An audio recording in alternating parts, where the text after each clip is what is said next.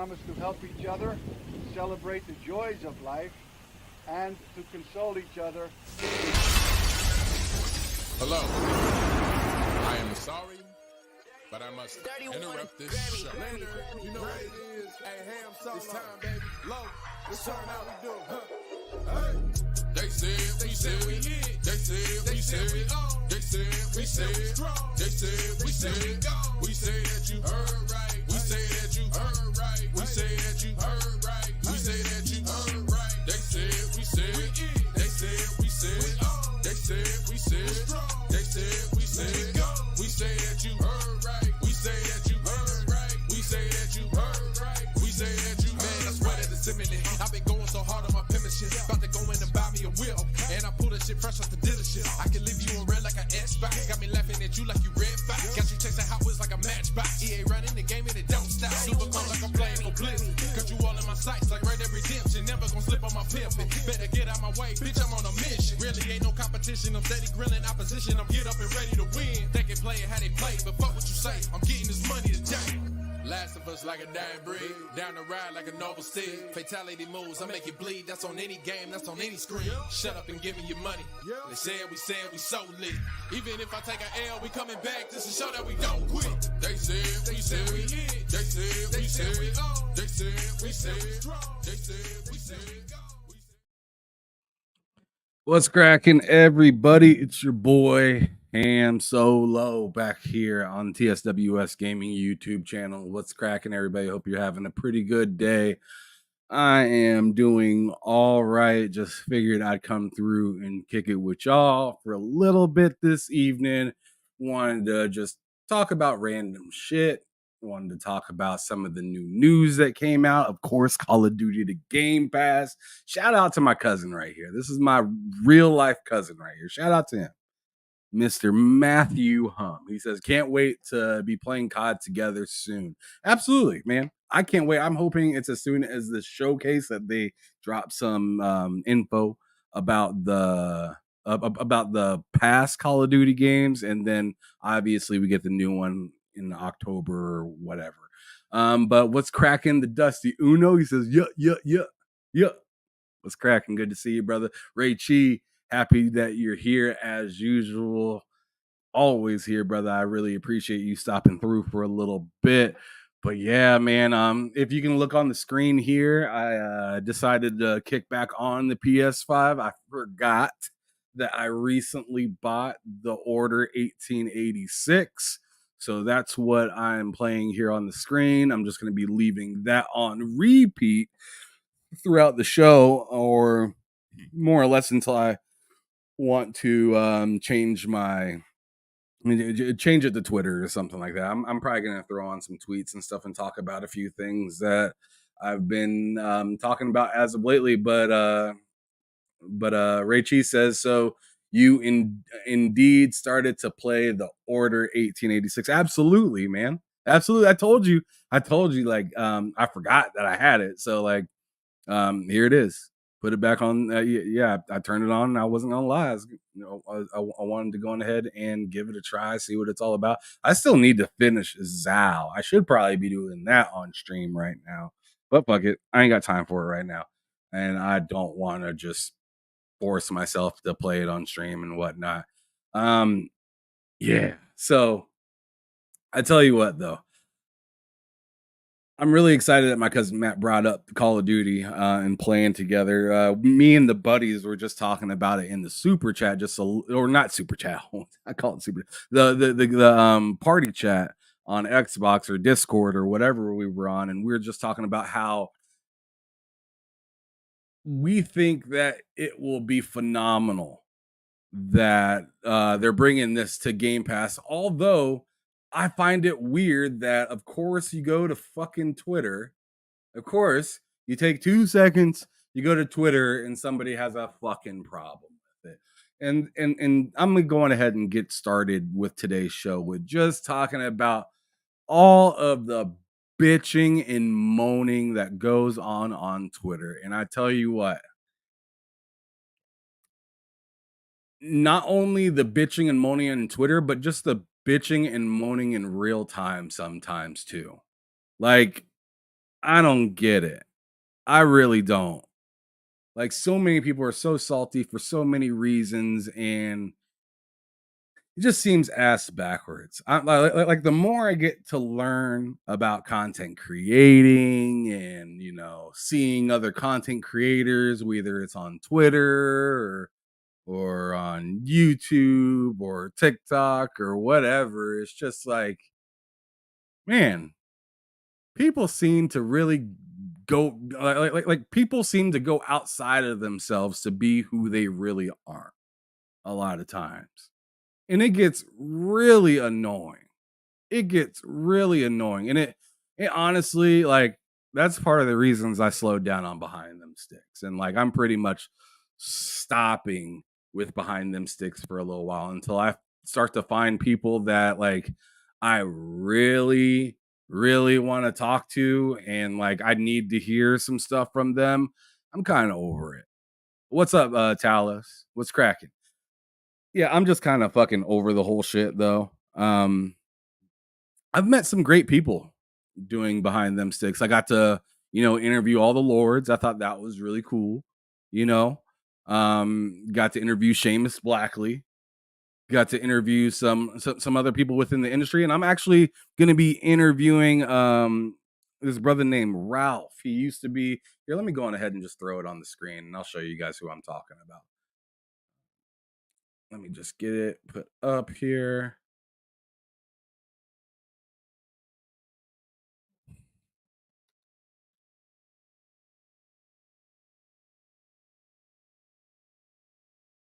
So yeah, share screen, bam. Yep, fuck it. Order 1886 for a little bit. We're gonna talk about some of the other stuff that I'm thinking about. So tomorrow I'm supposed to have an episode of Behind Them Six. I don't know if it's actually gonna happen or not because it's been so hit and miss with people. You know, saying that they're willing to do stuff and then not being able to make it, which is fine. If you can't make it, but what I don't like is like last minute kind of like I gotta go or can't make it or something like that. Like let me know at least a day or two prior. It'd be cool. But this is the gentleman that I'm supposed to be interviewing here soon. Not next week, but the week after. So the week after the Xbox event.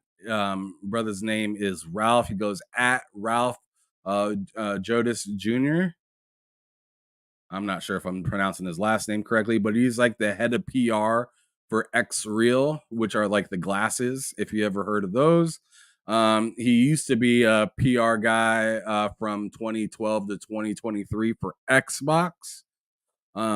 So dude has some history, and I thought he'd be a pretty interesting person to go ahead and interview. What are you saying here, Talos? What are you saying? He says, to change the narrator on Hellblade, do you have to start from the beginning? No. You can always change the narrator. Like you can push start and change the narrator. I'm pretty sure you can do that. Or at least I've seen the option there, but I didn't click on it. So maybe it purposefully locked me, but I don't think so. I think you can be able to switch over to the others just by hitting start if you already beat the game and whatnot. So I mean, I recommend doing it from the beginning because that's when old boy starts to talk and whatnot, and he does his perception of what is kind of going on during that time with Senua and whatever. The game is phenomenal. I thought that was pretty cool that they added just an extra touch of love right there. So like if you want to play it again, you at least have a different perception on it instead of the same old thing over and over and over there. So there's supposed to be like a third one, I believe, for Hellblade as well, which is the dude that speaks every time that you zoom in on those items, I believe, is what it is. Yo, Geek Life Mike says, showing some love out here with the $10 super chat. I appreciate you, brother. He says, just showing some love. Have a dope show, my guy. I will definitely try to have a pretty dope show. Geek Life Mike, one of the brothers I actually got an opportunity to interview, and I interviewed him after I met him in person, which I'm always gonna forever remember that. I'm always gonna forever remember that, Geek. So like, thank you so much, not only for the donation, but also for being a dope dude in person and on the internet. You know, you're just all around same person, and I really appreciate that. And I have to tell you something. Not all these motherfuckers that you meet online, and as you see, I've done like what, like almost like 200 or maybe 200 show episodes of Behind Them Sticks, like somewhere near around there, right? So I've met a lot of people within within gaming, and I mean,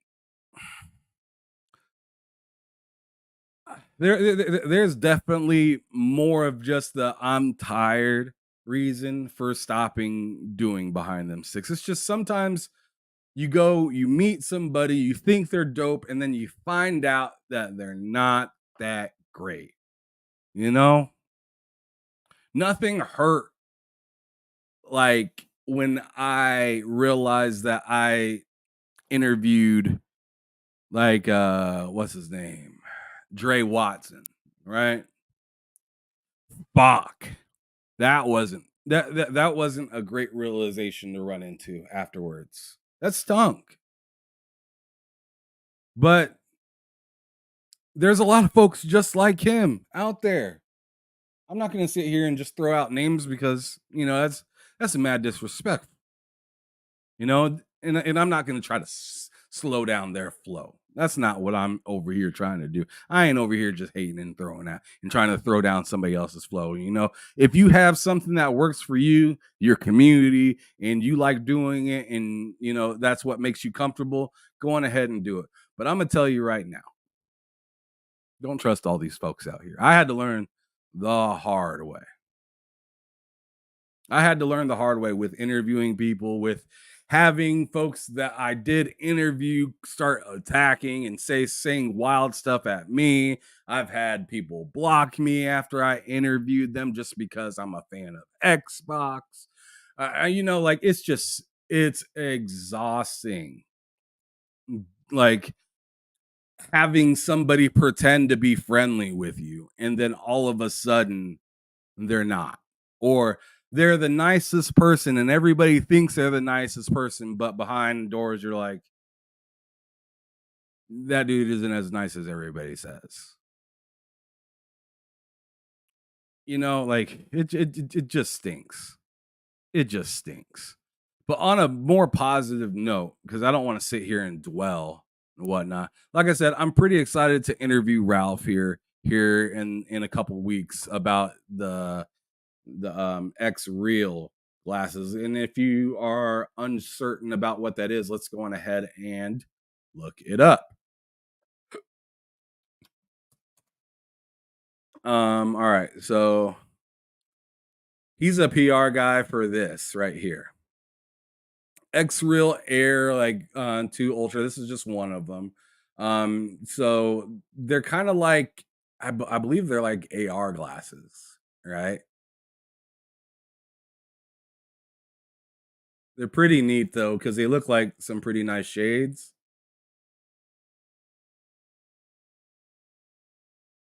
I'm gonna go to the homepage real quick. So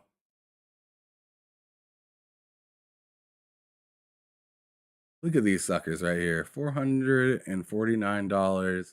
You got $399, $300, $120 for the beam. I don't even know what that is. Let's see. So this thing, X-Real Pro, prescription lane. All right, whatever.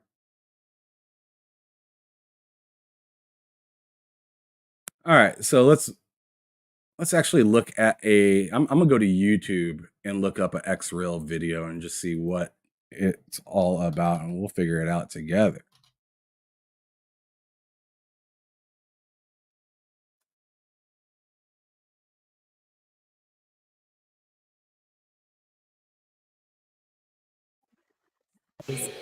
Opening the box.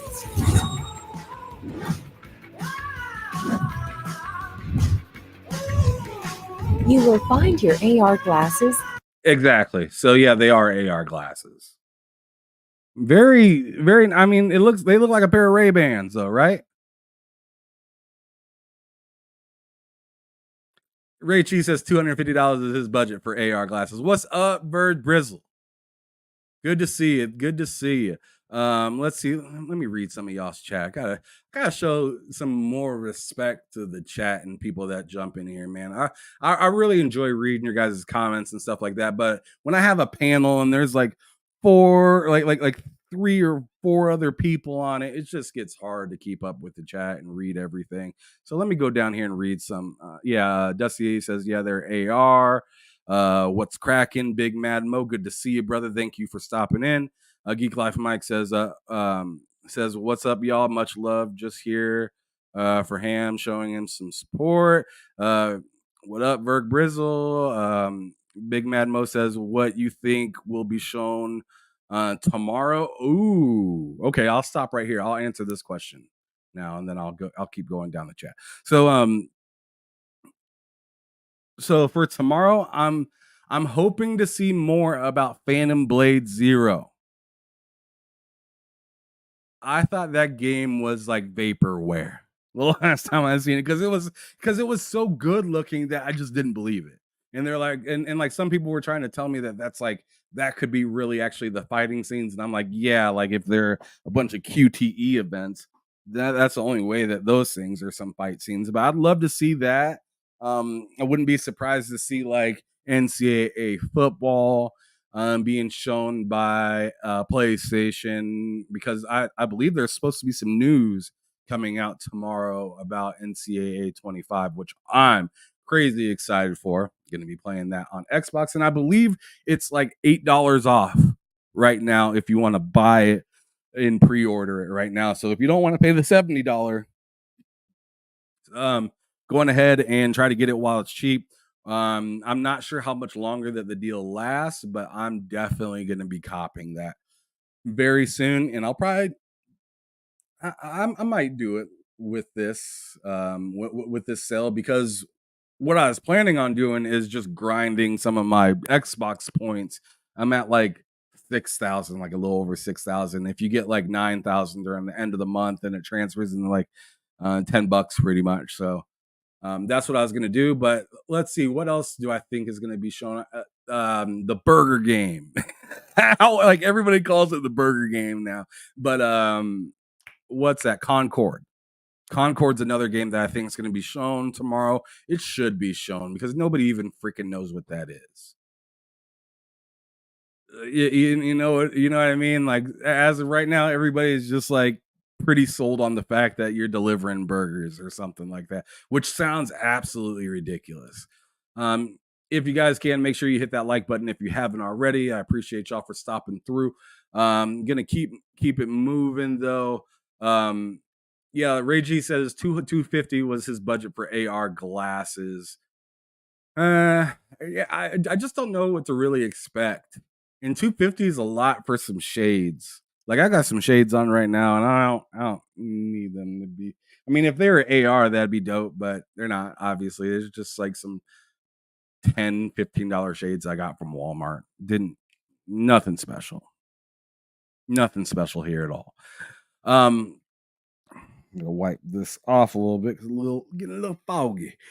But yeah, what's cracking, Mr. Joanna Dark? Good to see you, brother. Thanks for stopping through.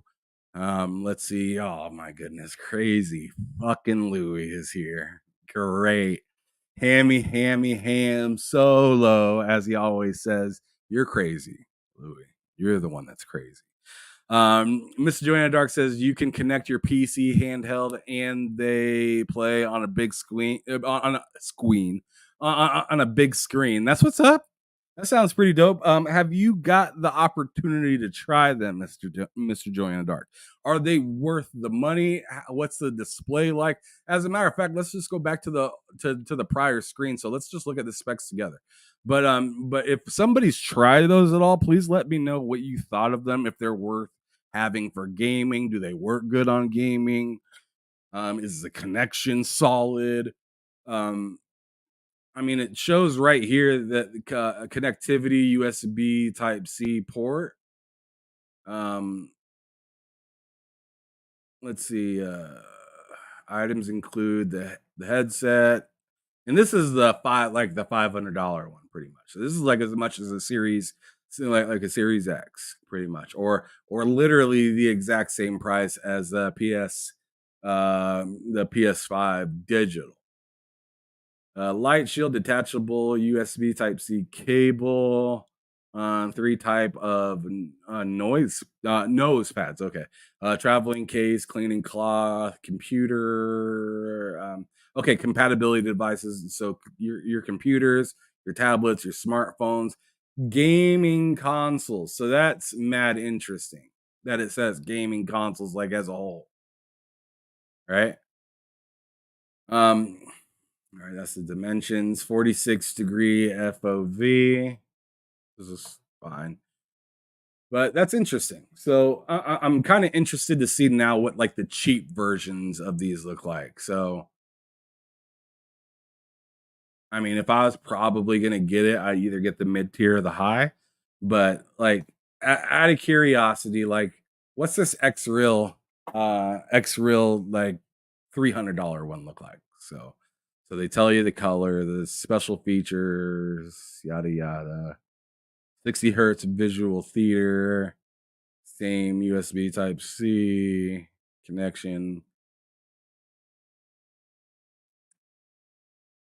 A lot of the similar stuff. It says operating system, Android or iOS. A little bit less, I guess, on field of view, but like very marginal, I believe. Like no, it's actually the exact same. So it's whatever. Let me see, Mr. Joanna Dark. Did you answer? He says they're great for traveling. Imagine being in your car. Oh, wait a second. You're driving with this?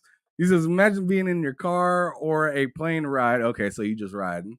And have a big screen on while you're using your handheld. I think that'd be pretty dope. Definitely depending on the twerking hamburger. You're talking about Concord, gotcha. Yeah, but as for the X Real, I mean that'd be pretty dope to have with you at all times. Get some good headphones, you got your glasses, and then you got like a theater in the back of a cab, which is nuts, right? Kay Asante, shout out to you. It's no, it's not that I'm thinking about getting one, Kay Asante. It's that one of my last interviews I'm having for TSWS Gaming, or one of the last ones that I have like scheduled all right now, is here with Mr. Ralph Joe Dice Jr. He's the head PR guy for X Real, and he used to be an Xbox PR guy from 2012 to 2023. So yeah. Yeah, he's gonna be one of my last interviews that I have for Behind Them Sticks for some time. Like I said, I'm taking a break from Behind Them Sticks for a while, and I'm gonna be very, very, very selective on who I do Behind Them Sticks with in the future. They could still be anybody, but I'm just gonna be selective, and I'm just gonna enjoy the rest of my summer without trying to meet anybody else. Maybe come fall or something like that, I might bring it back and have it like a once a month kind of thing, but it ain't gonna be every week anymore at all. But anyways, I'm pretty excited to meet and talk to him. He's pretty active on Twitter and stuff like that. So and I had a pretty good conversation with him prior to him agreeing to be on. So I thought it was pretty cool and pretty exciting. Get to learn about him and get to learn a little bit more about the industry, right? Thank you so much, Kay Asante. He says, wow, that's excellent, bro. That's a good hiatus to have. Interesting dude. Love those glasses. So you actually do like the glasses. Yeah. He says, I own that one. Excellent. So I'm assuming you're talking about the like one that costs as much as like a PS5 digital right there, right? Okay. I mean, that's interesting. How would I'm interested, Kay Asante. How would you rate these? Rate these simple little glasses for $500 versus something as technical. Oh, you have the first one. Okay. So you have these ones. right here, the $2.99 ones. Okay, how would you rate something like these to something as powerful to something like the the Apple one that's like way crazy, like $3,200, right? Um, Dusty says he thinks they're priced well. I don't think they. I mean, $2.99 doesn't sound bad, especially when you think about things like what Apple had, which it was just out of pocket. Ain't no way I'm spending $3,200 on a headset, especially when they're not even popular like that yet. I just think that'd be just insane. All right. Well, while they answer if they choose to, I'm gonna go back here and talk about a few things, a few posts that I made that some great, some maybe not. I felt pretty mean with this post right here. I felt a little mean with this one because I said after beating Stellar Blade, the next time I turn off my PS5 might be in 2025. What games for PlayStation are we looking forward to? Just to finish out the last conversation, Kay Asante responded back saying, they are completely different products. This is a travel companion you plug into your phone, your handheld, with headphones, and you don't even feel like you're on a like you're on a plane. Gotcha. But like the reason I say the reason I ask that is because you say this is a travel companion, but remember we were watching silly people driving with the Apple thing on their head, right? People getting pulled over with the whole headset on their head, and people are saying like, "Oh, we're living in the future. We're living in the future." So they're OLED as well. You said $2.99 is the cheapest OLED panel you can get.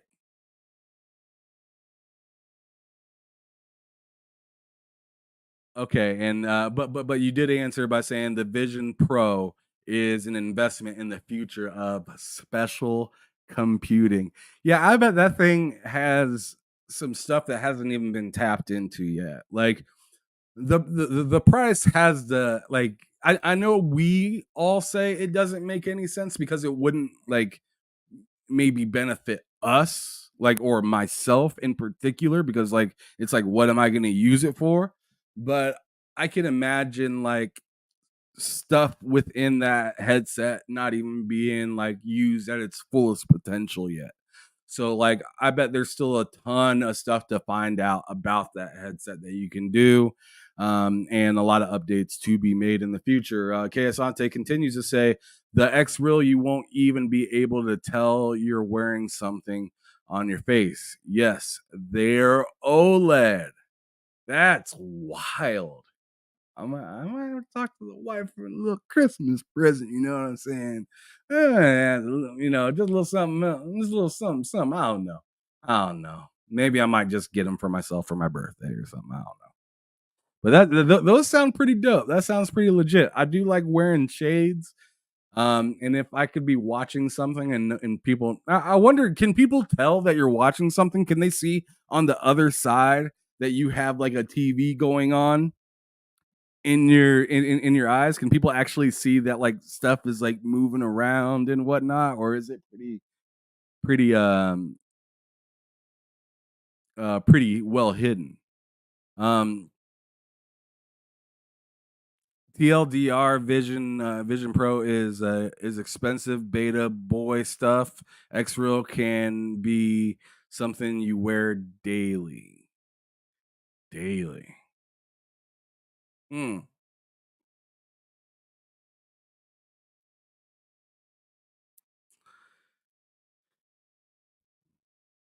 Angry hippie just says no. Just came out of nowhere with the no. All right, Ray Chi says you can play OG Switch with it instead of buying a Switch. Oh, yo, now you're cooking. Ray Chi's cooking.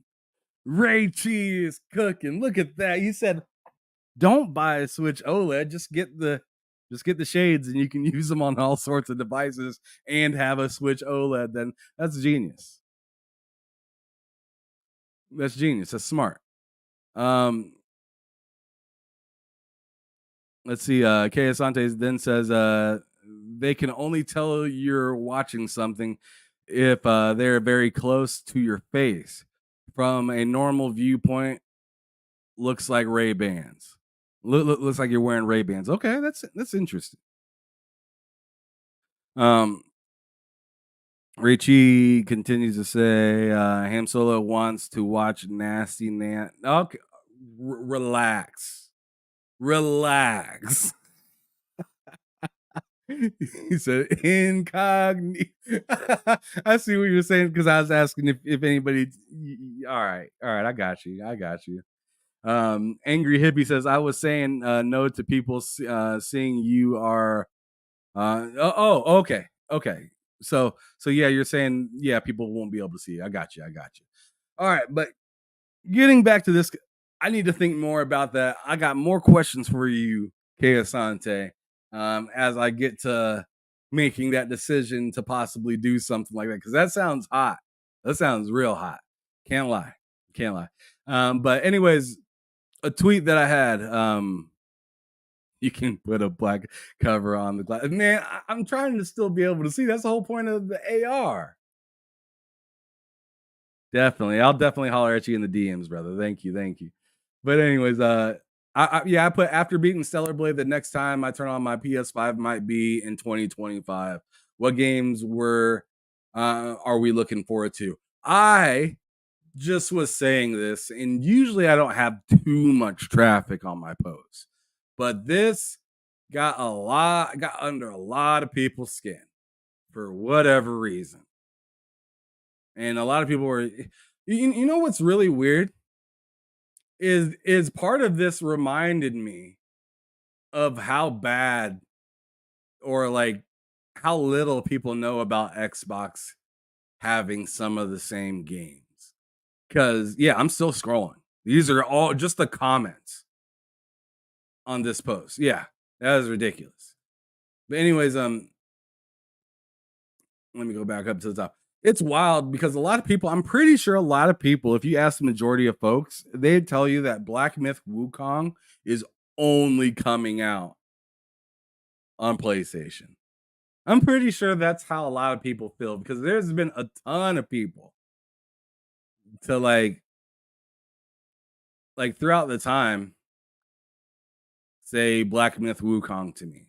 And I didn't even bother to reply, like saying that I'm just going to play it on Xbox, because then, then they'd respond saying something else silly or whatever. But I had a surprising amount of people say that. Let's see, Rachie Kisante. All right. Wagwan Bunty. What's going on, brother? Good to see you. Baby steps is not what I'm looking forward to at all. I can tell you that right now. I don't care if it's like I just don't think it's going to be that great of a game. It just doesn't look like it. Looks like a man child walking. Like I just not feeling it. Not feeling baby steps at all. But let's see. Concord, like I said, the burger game, and see there's some other stuff that people are talking about. I don't know what's been going on with that lately. All right. So Metal Gear Solid remake. Some people are thinking that's coming this year. Is that slated to come this year? Because I don't personally know.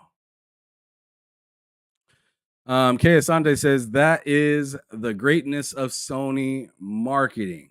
They can make people think that they are the only ones with the games. Yes.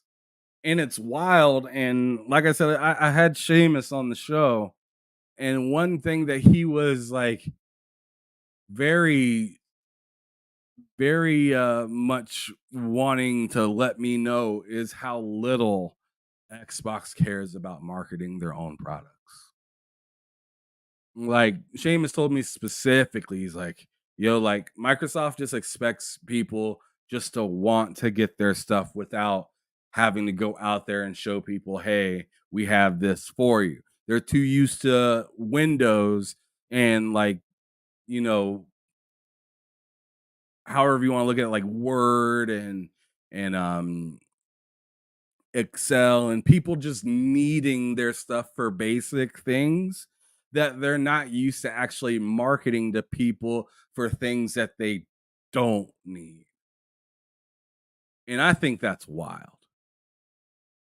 Oh my goodness, angry hippie, you so disrespectful. I want baby steps on PC so I can mod in Dreamcast, guys. So disrespectful. That's unnecessary. What are we doing here? Okay, Sunday says the top 10 games that make 55% of Sony's money, with the exception of the free-to-play games. All of the rest are on Game Pass. I know, right? I know. It's crazy. It's crazy to me how little they care about just trying. Or maybe their whole thing is they don't want to try because they already picked their direction and they're just like, fuck it. We already picked our direction. We're gonna do what we do. You see Little Mermaid right there? You see Little Mermaid in front of or behind Super Mario All-Stars on that classic system right there, that RetroCon. Somebody tried to hit me up and say, "Oh, look at you gotten fake consoles." I was like, "Cause it has an HDMI port." I actually have the real one right here. The real NES, the real Super Nintendo. I got them, but I mean, I'd rather use that. It's a lot easier. It's a lot easier and it looks better. So fuck off, I guess. I don't know. But yeah, so I felt a little bad about saying that because not only did I say this, I felt like I lied a little bit. And I actually ended up having a tweet soon after that, kind of redacting or taking back that statement a little bit. I'm trying to remember. There it is right here. I said right here, well, I completely forgot I bought the Order 1886 for PlayStation last week. Gonna have to boot back up Big Bertha. And I'm telling you, I played some Order 1886. It's right here on the screen. Played it for a couple hours before the show. I'd never played it before. I definitely didn't know there was going to be a nude scene. Had to make sure I didn't record that. Definitely didn't know that there's going to be a nude scene and you're going to see, the Johnson and the titties and all that stuff. Didn't expect that. That was interesting, but I had to go and re-edit my recording to make sure that I didn't screw up my channel with that.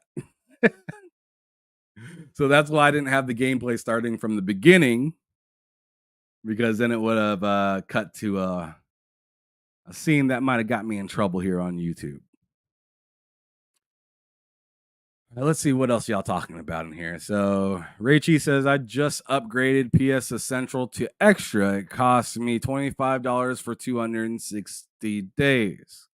I'm going to play 13 Sentinels and Vanillaware games. These games need to come on Xbox. Richie continues to say, Purist, I think he's saying that. Or I don't know. Well, I don't know what the hell that is. Are the most annoying. Okay, yeah, purists are the most annoying people on the earth. They will brag about old camera, old single razor blades, or anything, and thinking they are superior. OG hardware is definitely the worst way to play. Yes, and see, I wasn't even going to argue that to that person either, right? I mean, I just said, hey, I got the old stuff too, but some people prefer HDMI. That's all I said back to him. I wasn't gonna say, this looks technically better than that, and if you look at no. I'm learning kind of slowly who to spend my time with and who not to spend my time with. You know, I was very open to just kind of kicking it and talking with anybody on Twitter and and on YouTube. I was down to go on whatever channels and whatnot. Now I'm thinking about my damn self. I'm just like, man, I ain't got like if I'm being asked to come on a show to fill in on a slow week, I don't like that. You can feel when it happens too. Like, oh, this person didn't make it, so let's hit up old Ham. We know he'll hop on. Fuck that. I'm done with all that. Give me a heads up now. I ain't doing no, man. I done hopped on to so many shows short notice. Just not worth it. It doesn't help me. Don't like one of the few people that were extremely helpful anytime I go onto their show. Shout out to Boom. Shout out to Boom. I mean, obviously, I got love and respect for the Iron Lords and whatnot, and they really helped me get my push to over to near 1,000 subs. Shout out to them hooking a brother up to get out to PAX. Like Iron Lords are great. Like those are some good guys. Boom is another person that like he has no problem helping out folks, making sure people try. He tries to get people to funnel in and whatnot. He'll retweet your stuff every once in a while, which I need to get better about retweeting other people's stuff. I do. I'm not perfect. I fuck up too.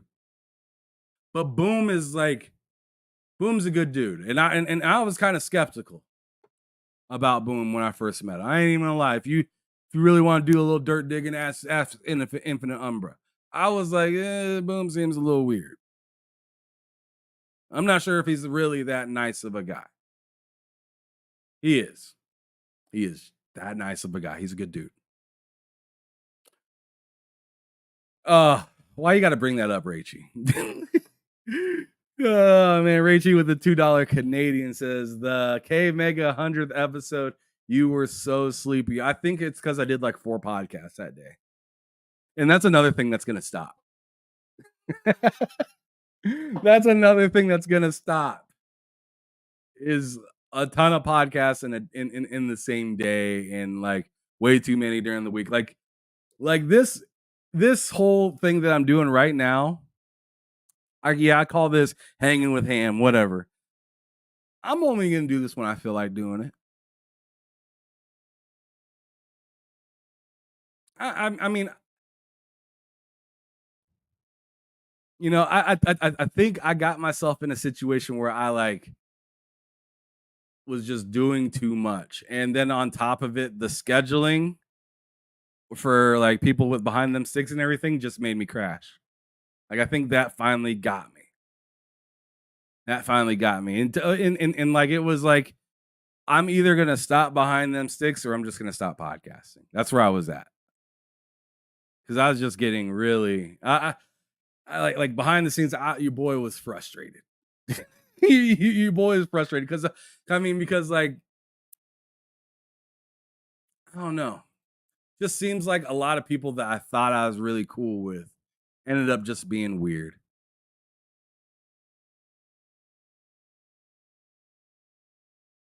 A lot of people that will ask, I'm not going to get too messy with it. It's just weird sometimes. The wild excuses that you get sometimes from people when they can't make your show, I tell you. There's a few times where I'd see somebody tell me that, oh, they're in big trouble. They're having the worst day possible. They're they're on their way to the ER. Like I've heard some pretty wild stuff. And I'm like, you're talking to me like I'm your boss. Like I'm not your boss. But you hitting me up last minute to tell me that like the worst thing happened, like I feel terrible for you if that did happen. But there's been a few times where people tell me, hey, I can't make it. And then I see them on another show. And they gave me some wild excuse prior. That's the shit I don't respect. I can't respect that.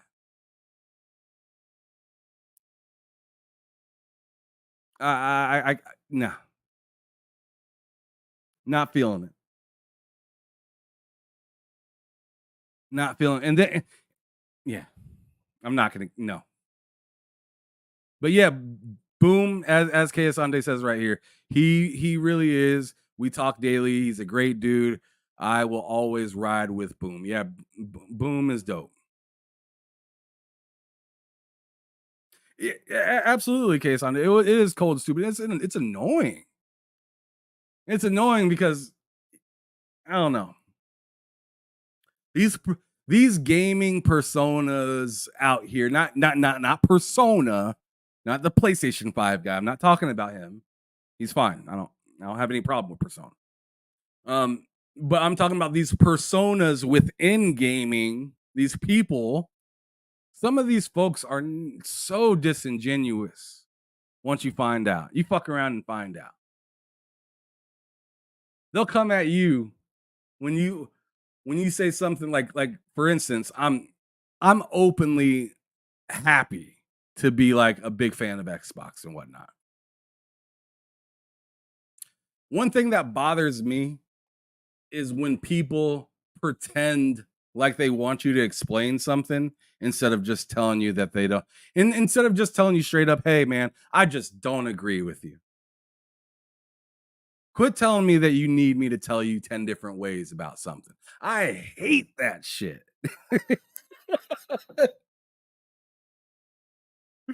There's so many people that on Facebook that will ask you to prove something, that'll ask you to write them a book so they can understand where you're coming from, just to find out that they don't care about where you're coming from. They're just trying to make you look like a fool in public in front of everybody and get a bunch of people to like and try to and I guess whatchamacallit, what's that thing called? Ratioing people. That's a thing that people care about. If I can get more likes than you on your own post, then I told you. It's like just because you got a bunch of idiots to like what you said doesn't mean you're right. You know what I'm saying? That doesn't mean what you're saying is good or helpful or doing anything. It just means that you got a bunch of fucking weirdos following you. So yeah, man, I feel terrible. I'm sitting here ranting. I'm having a good time though. I'm letting off a little bit of steam tonight. Letting off a little bit of steam tonight.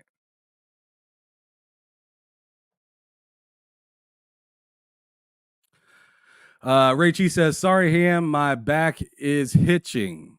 I can come to the podcast. Right? Mike Johnson, what's cracking? Good to see you, brother. Mike Johnson's one of the folks I really respect out here. I actually I like when he pulls up.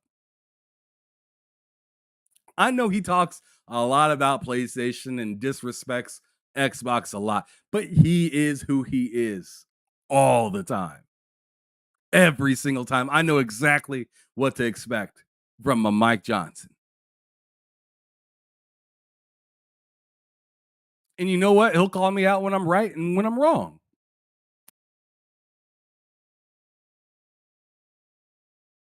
I like Mike.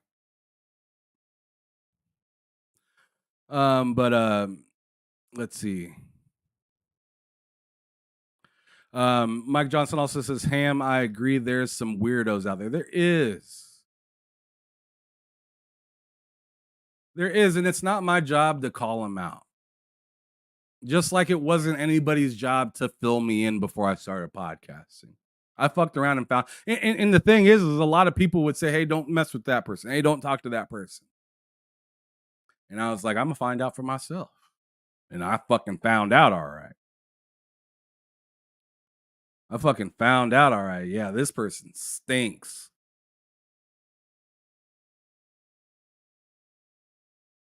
They're not fun to be around. This person lies all the time. This person's pretending to be a nice person, but they're not that nice. I'll tell you. So I wear my I wear my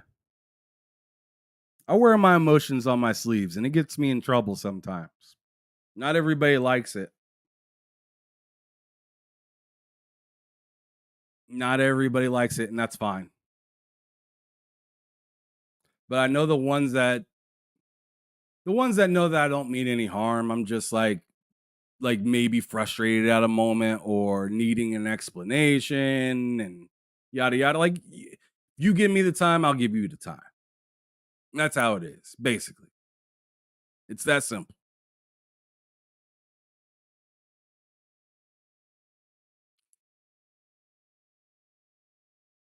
So, all right. So the next thing I want to talk about, speaking of disingenuous people,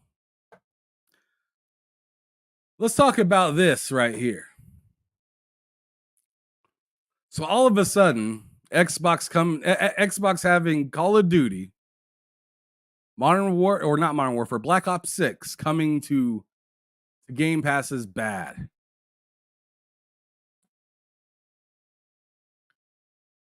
Here's something that I wanted to say about it that I've seen that was really weird within the community on Twitter.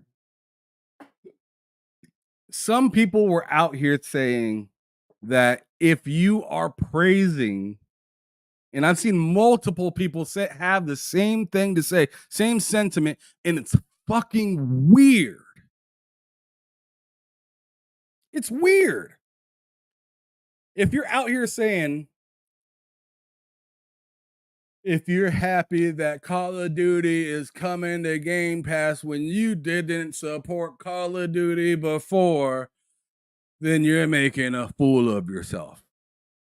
What the fuck are you guys talking about when you say that? Of course, that person that doesn't really like Call of Duty is going to champion that it's on Game Pass. They don't have to buy it anymore if they don't like it. They get to try it, say, oh, this feels the same, this feels copy and paste, and delete it. This is a celebratory moment for everybody that likes Xbox. And guess what? If you think Game Pass is silly and you don't like it, you can literally continue to do what you've been doing for years. This doesn't stop anything. This doesn't stop that. And then the frauds out here worried about, oh, is Xbox gonna be okay? I think the financials don't really, I don't know how it's gonna. Who cares? Who cares? One day you're saying Xbox isn't doing what they said they're doing. The next day, when they do what they said they were going to do, you're worried about the financials. What?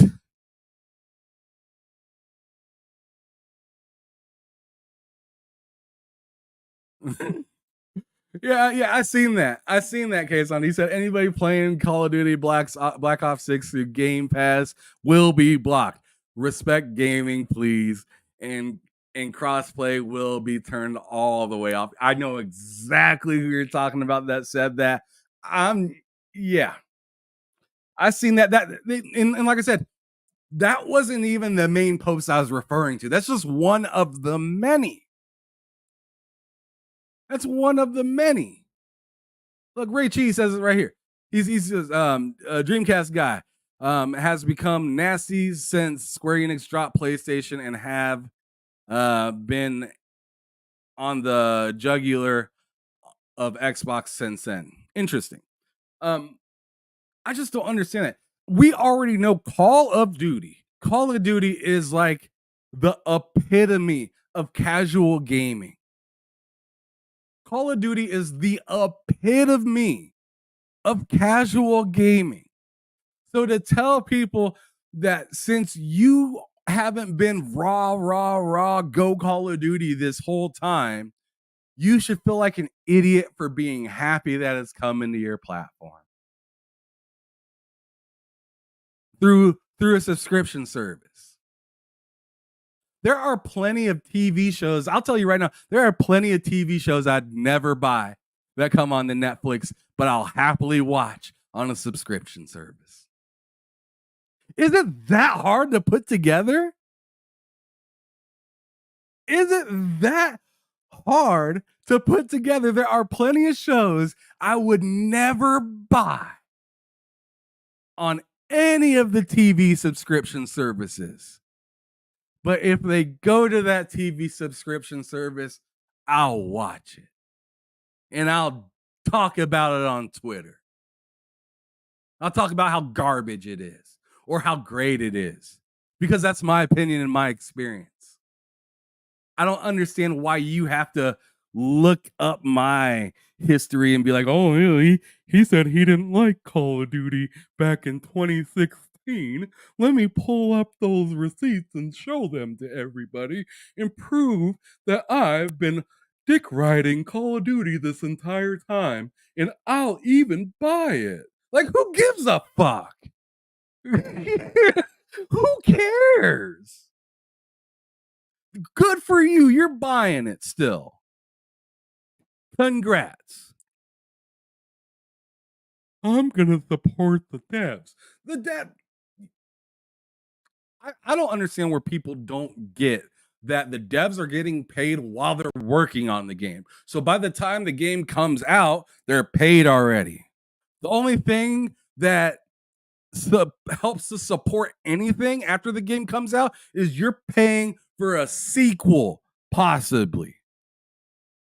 You're paying to keep the seasons coming. You're paying for Game Pass.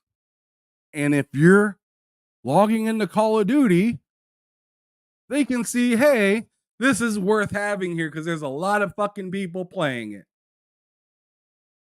There's a lot of people playing all the time. But now a lot of people seem to be specifically playing Call of Duty right now. And look at that. We're getting new people signing up left and right because that's what Call of Duty would do. Like, guarantee if Xbox said no, we're not putting Call of Duty on Game Pass, the same people that are giving you shit right now about it going to Game Pass would be saying Xbox lied to you again. They got you dumbasses. Why trust them? I seen this coming. I called it. All these dumbasses saying the same dumb shit. It just reminds me of people that just like, it reminds me of Parks and Recreation. If you ever seen the episode of Parks and Recreation where the episode where Ron Swanson's building the flutes, right? And he's building the flutes for people because the people that he's building them for always think that the world is going to end at a certain day. And they're all talking about Zorp is going to melt your face and all this stuff, right? And Ron's just sitting there laughing because they're paying him. But they're laughing at Ron because they're like, the world's going to end tomorrow. He's never going to be able to cash that check. What an idiot. The world's ending tomorrow. And then it doesn't. And they're like, oh, a couple weeks. It'll end in a couple more weeks. Realize that these people that said Xbox is going to die have been saying this since 2001. And somehow it's still here.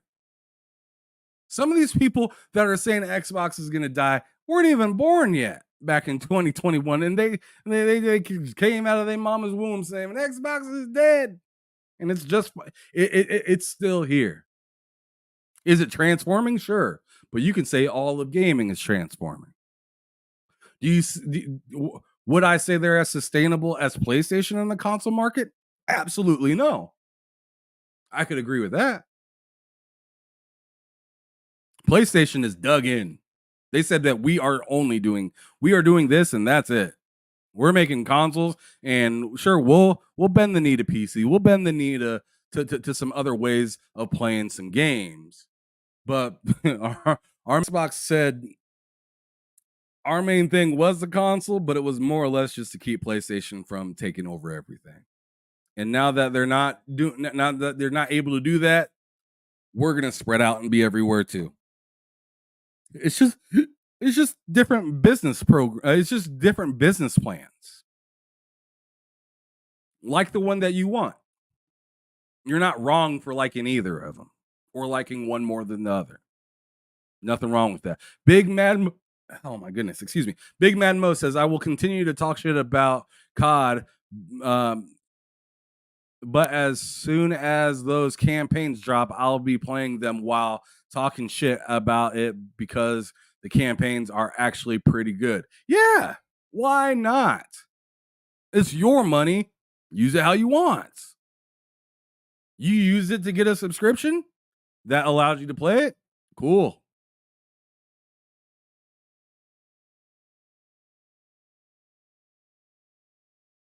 I don't see the problem with that. What's cracking? Thank you so much, Epic Gamer, with the $10 super chat saying, bring back the Ouya. I don't even know what to say about that, bud. What are we doing with the Ouya? What are we even going to do with that? Thank you for the $10 super chat. Bring back the Ouya. Yeah, so not only was this said right here, let me actually go to one of the posts that somebody had that I retweeted. Because I just thought this was some goofy shit. I was just like, why? Why do you care? If this isn't for you, just continue to do what you've been doing. But this person named Jay, True Gamer, quadruple ones, 1111, says, I'm hoping this is the big loss of revenue that kills the service as it's not good for gaming. Remember, these are the same people that will tell you to support the devs, right? But they hope something fails, which in return would hurt the devs in like keeping jobs or something like that. Because if something like this happens, it's not just gonna hurt Game Pass. It'll hurt people's actual livelihood. Because as I said, they're paid prior to the game coming out, but if a game's bad, or if a game isn't good, or if, let's say this specifically, this service isn't good, which it seems like a lot of developers, if you look at a little bit of history, if you just do a little bit of history, there's a lot of developers that came out here saying, hey, man, I actually liked using Game Pass. There are some developers that said, hey, this is not for me. So it just depends on what's good for you. If that's good for the developer, they can put their game on the Game Pass to be seen by more people, then why the hell would somebody say, man, I hope this kills that exact service? To me, that's wild. That's less exposure to people that are trying to get their game showed off but have a hard time. So I mean that's just insane to say that, oh man, I hope this whole ass service dies. To me, it just sounds like jealousy, if I'm being real. Sounds like people are just butthurt and a little bit jealous. Because I guarantee you, if this Call of Duty was coming to PlayStation, it'd be it'd be a fucking party. If it was the other way around, it'd be the biggest fucking thing to ever happen in gaming. Even the brother Geek Life Mike over here, even he says, as a PS guy, we gotta stop giving foolishness like this any light.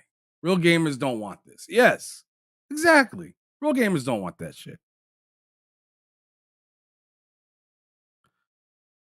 Kay says, it's because their Lord and Savior, the other plastic box, has said it's not sustainable for them.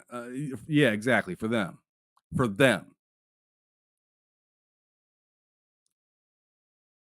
Crazy. Now, I'm going to ask you guys the same question that Big Mad Mo asked me earlier. You guys type this in if you want to, if you have a second to respond. But what game are you guys looking forward to any games tomorrow at the PlayStation State of Play? And then also answer me this in case you don't have anything to say about that. Do you feel like this was last second and put together just like, hey, we want to look good because Xbox is about to have a killer showcase? Or do you feel like this was actually planned and they're just always last second with information like this? I mean, because I'd say PlayStation's pretty quick about saying, hey, tune in soon, and then, being right around the corner. But I've never seen them be so soon, like, hey, tomorrow.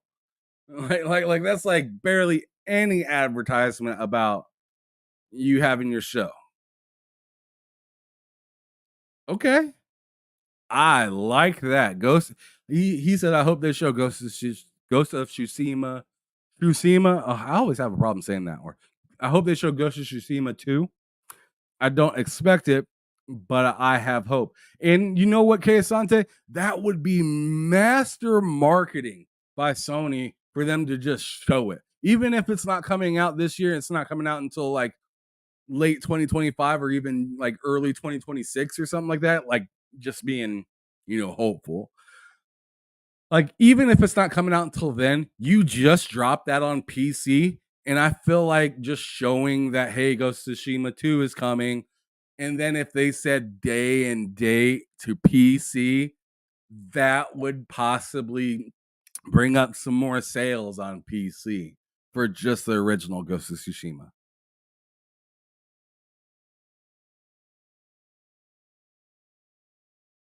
I think that would be dope. It'd be smart. It'd be a great way to enter into what we know you're going to eventually do, and that is day and date on PC. You're going to do it eventually, whether it's now or a freaking decade from now. You're going to do it. Just rip the Band-Aid off and just do it. I don't see the point in staggering it at all. You're losing money. You're just leaving money on the table by doing that to what? Make a couple fans say, "Oh, yay, we get it," and you don't. Like, who cares? Especially the PC community versus the console community. The PC community were most likely never gonna come over there anyways. Especially since you already turned on the faucet. You already turned on the faucet and let a few games drip out. They said, "Oh, okay, I see you. Fuck it." You almost got me, PlayStation. But then you put your games over here. So, Richie says, PC gamers only care about Bloodborne and Ghost of Tsushima. Okay. What up, Bunty? He says, the two PlayStation bosses realize Xbox show about to come out and they're trying to steal the hype. Well, I'm wondering if they really have something to show. I'd really hope so, especially for having such a sparse year first party wise this year. And I know, like, You know what's really crazy that I want to bring up real quick, and this is a side. This is another kind of side step a little bit, but I just wanted to talk about it real quick. I find it real interesting that now in 2024, we do not have the same mindset as 2022. What I mean by that, remember the moniker Xbox has no games. And then we'd say, what does that matter? Xbox has plenty of games that you can play. Look at Game Pass and also look at third-party games. Look at some of the partnerships. Look at High on Life. Look at look at this game. Look at that game available to be able to play. That's not first party. That's no big deal. 2 years later. 2 years later. If I go back to the post that I was showing off earlier about PlayStation not having anything until 2025, really, first party wise, or I didn't even say first party, but I was just saying like they don't really have anything that I'm too stoked about until 2025, apparently. All of a sudden, why are you only talking about first party games? First party games aren't the only thing available on PlayStation. There's plenty of other games there too, but did you remember Final Fantasy and Helldivers? How about Stellar Blade? Look at all these other games that PlayStation didn't have to produce themselves, but they made sure that the PlayStation player has something to play in the meantime. They took care of us in between these lull periods. They did a great job. And it's like, what?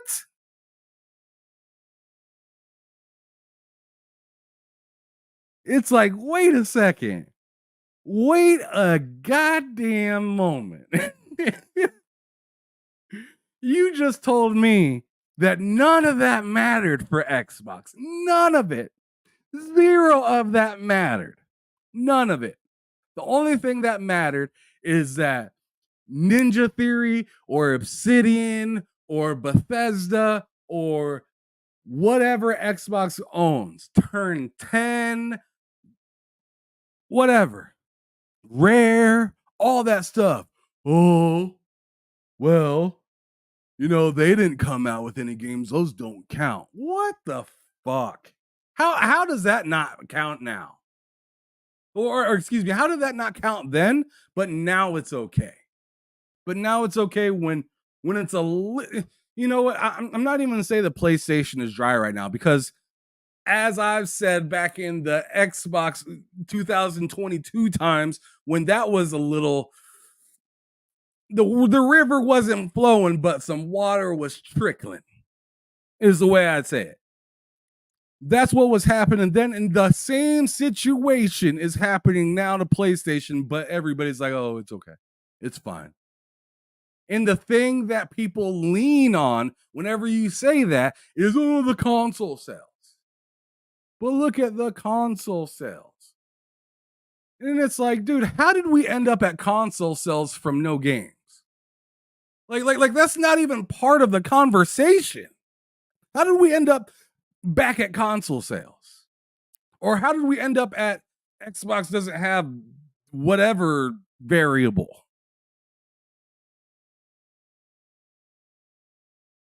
I mean, look at gaming right now.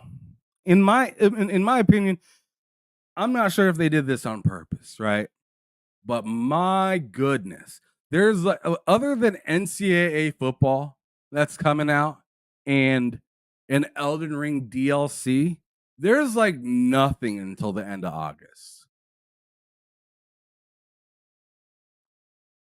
And then we get and then it's like a freaking floodgate opens up. And then my wallet, I got like they're making sure to have the back half of the year just to the brim. The new Star Wars game, Black Myth Wukong. If you're on Xbox, it's insane. Avowed, Indiana Jones, freaking Stalker 2. Like, I mean, and that's just a piece. Space Marine 2. There's a bunch of others. Yo. It's crazy.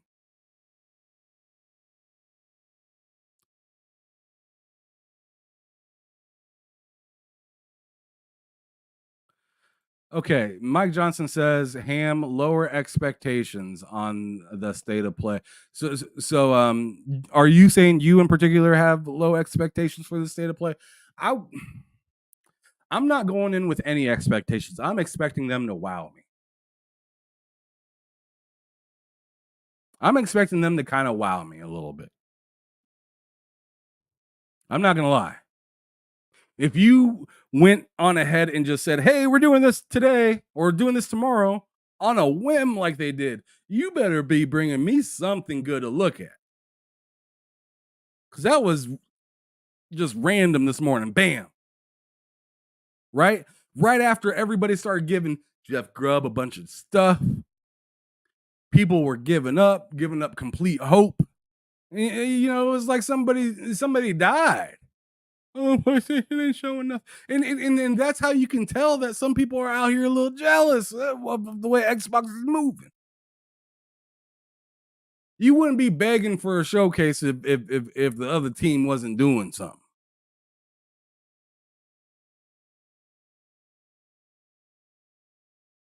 Let's see. Let me continue here.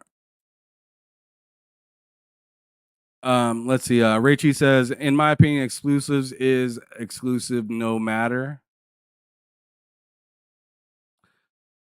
Rachie also, let's see. Oh, my bad. Rachie also says Persona 5 was the reason I bought a PS5, a third-party exclusive. That sucker's on game, or was on Game Pass for a while. Metaphor is another game I'm really looking forward to. I completely forgot about. Mike Johnson says, Ham, the in-between time must improve. Yeah. I mean, let's be real, though. We all have backlogs. This is the time to finally tackle those. Oh yeah, I said I was gonna do this. Let me go ahead and get them knocked out. That's what the early summer is looking like right now, right? And even into the late summer, damn near. Other than NCAA football, NCAA football is gonna have your boys sitting sideways. I'm gonna be. It's good that this game is coming out in the summer while my daughter is not in school, so I can go on ahead and just let it take my soul for a little bit. It's going to be crazy.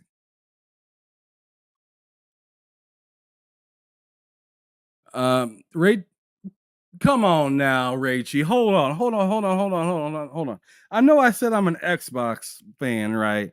But now you're sitting here saying Persona and Plague Tale saved 2022. Are you just talking about for Xbox, or are you saying in general? Because God of War was hot.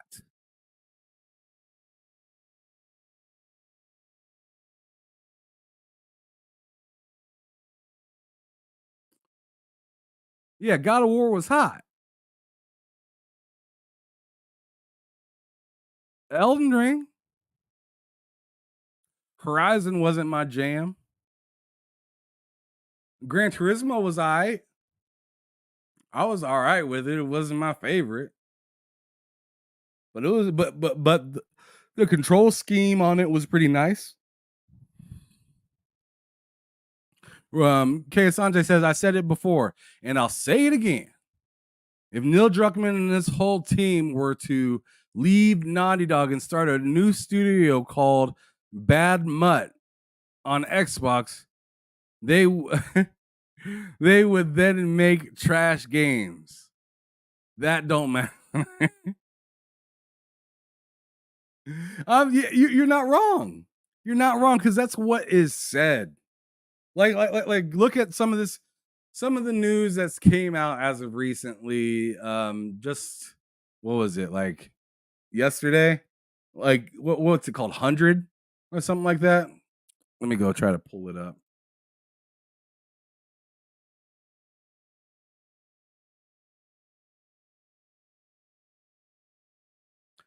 Let me pull it up, because this deserves to be said, and it's because of Loke. It's because of Loke that I'm pulling this up. Okay.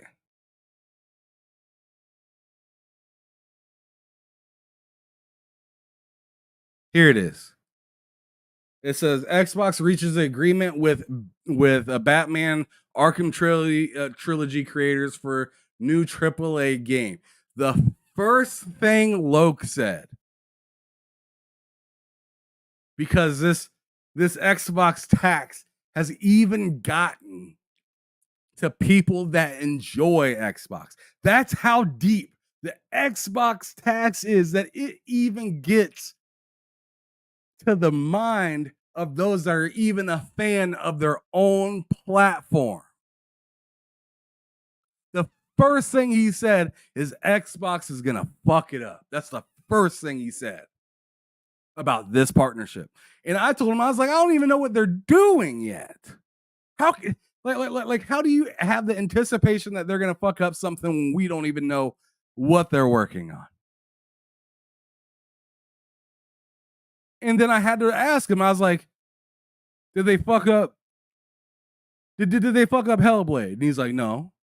I was like, did they fuck up Starfield? He's like, no.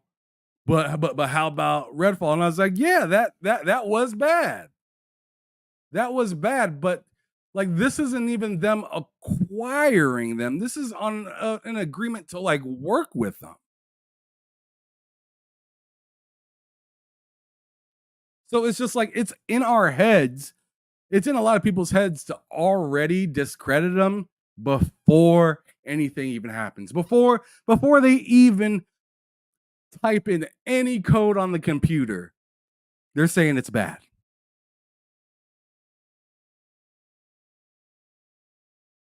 Sorry, DJ Berto Doss. I'll get right to that right now. Thank you, sir. Thank you, sir. All right, DJ Berto Doss with a $5 super chat says, Ham, both you and K Mega can't say, God damn it, why'd you do this to me? Tsushima. I say it terribly every time. It might, I don't know, man. It might be that central. It might be the Lord's time kind of thing. I don't know. Ghost of Tsushima. Yeah, I don't know why. I just can't say it right. He says, but you're right. PlayStation usually gives about a week heads up before they drop a state of play or show. Yes. So, like, to me, it's wild that they are telling us like 24 hours prior that, hey, there's a show, by the way.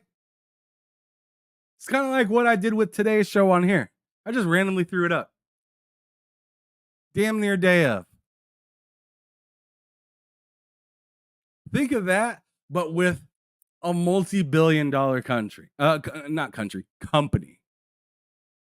Just being like, my bad, I forgot. By the way,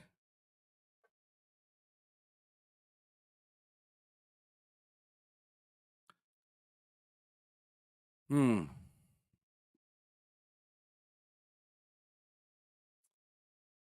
know what to tell some of these folks, man. They just want, like it feels like people just want to be mad. Like before they even give you anything to be mad about, it's like, let me make sure that I'm just gonna go into it pissed. And if they switch my mind after I go in pissed, great. But I'm gonna anticipate being mad already. Stinks.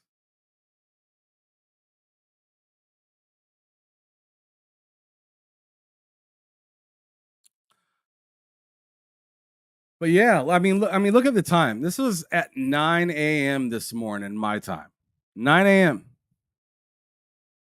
Central Time. So Pacific, or not Pacific, but yeah, Pacific 7,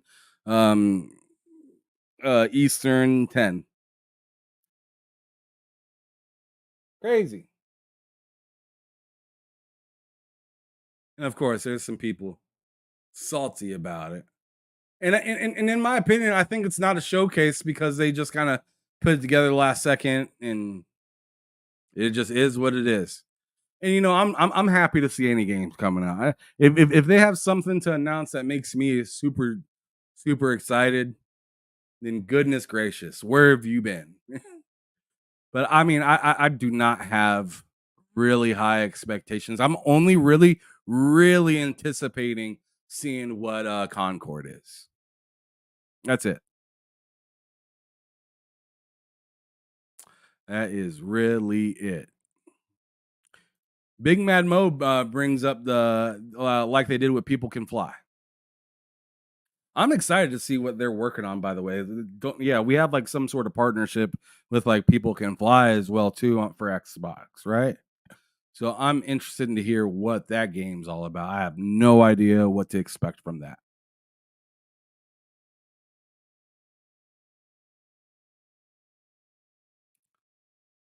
Ugh.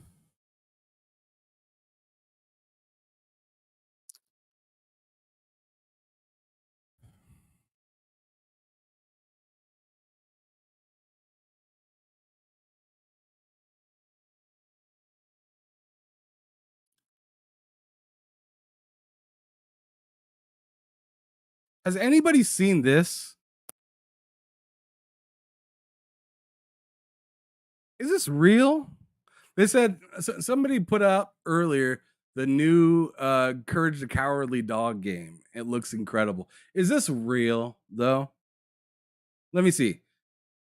It says right here, footage shown is not a first look at the new Courage the Cowardly Dog video game. This is fan-made project created in video game in dreams. So yeah, this isn't even real. God damn it. Shout out to Community Notes. Because I was like, how have we all like not seen this? But wouldn't that be dope?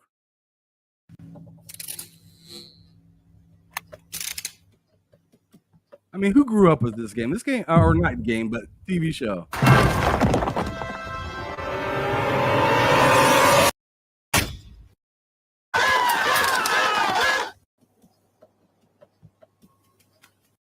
Yeah, that would be hot.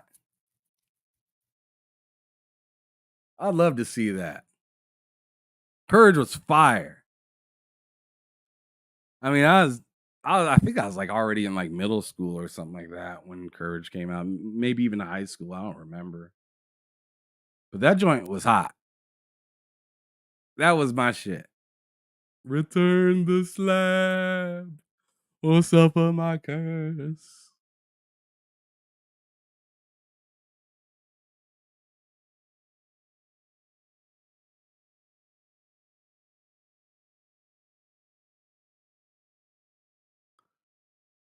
All right, so let's check this out. This is new. This is something I didn't even read today. So it says Tom Warren put up a post, and this was just a couple hours ago. He said Herman Holst, soon to be CEO of Sony PlayStation's business, addresses day one PC. Hold on, hold the phone. Let's just listen. Indeed, we are bringing our titles to the PC platform, and we have a dual approach here. Hold on. So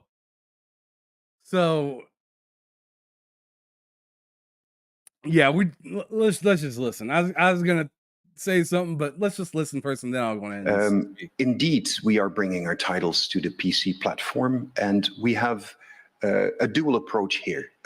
On the live service side, we are releasing our titles simultaneously, so day and date, on PlayStation 5 and PC.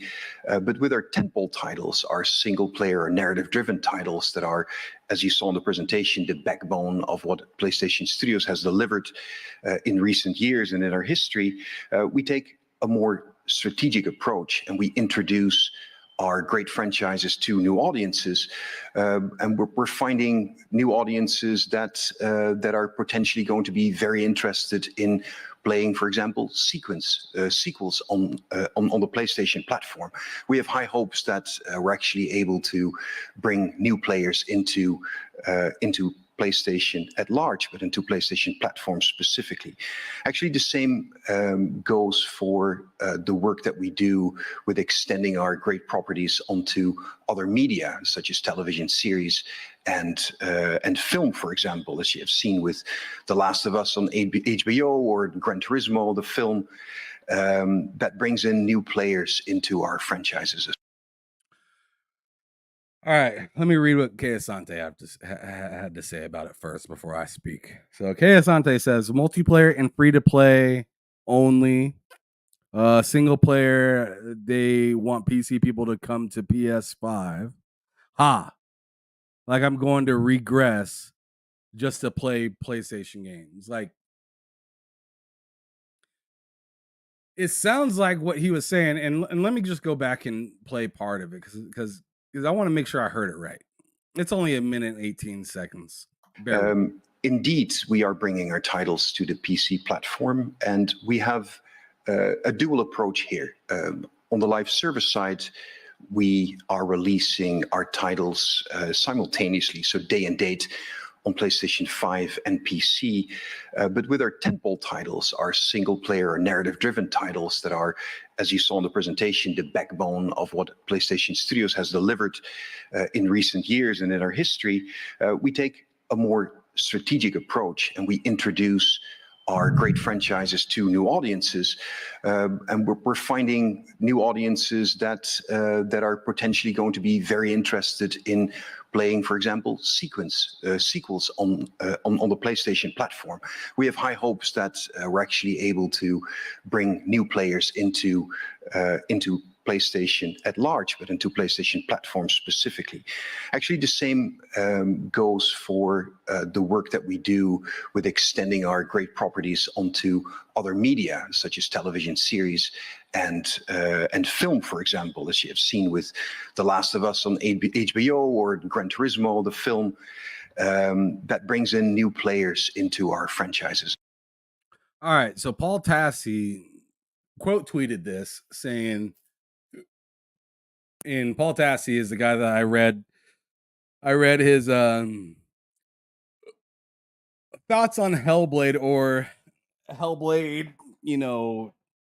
how it's doing Game Pass and yada yada, and he had some stuff that I disagreed with him totally on.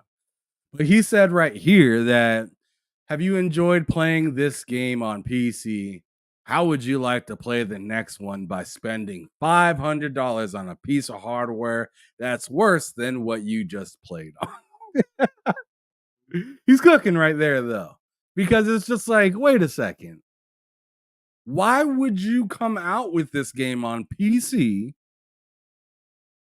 And then I see what you're trying to do, but it's just like, did that work with God of War? Or like, yeah, exactly. Did that work with God of War? Ragnarok came out. You're saying right now you're trailing lightly behind the PS4, but still doing well, which more power to you. That's good. But I'm not sure if that means that people left their PC to get their to get a PlayStation. Same with Horizon Forbidden West. I don't know. Big Mad Mo says that shit ain't working, and that ain't going to work. PC guys ain't going to PlayStation at all. And he says, not going to happen, laughing my ass off. Kay Asante then says, AKA, you play Ghost on PC and they want you to buy a PlayStation 5 to play Ghost 2. If you think that will happen, you smoking something. I agree. Who the hell wants to do that? Like, that's a lot of money. Especially if you just teased me. If you just tease me by saying, hey, you get this on PC, then I might as well just wait for you to put the next one on PC. It's kind of like, it's the exact same thing that people are saying about Xbox and their games going to PlayStation, right? It is. Whether you like what I'm saying or not, it is. Except the thing is, the only time you can really get people to switch, in my opinion, is at like to get droves of people to switch is in a new generation. You can't do that in the middle of the generation. Maybe they have the idea of once we put out the PlayStation Pro right next to Grand Theft Auto, and Grand Theft Auto isn't coming to PC, then now you're kind of stuck.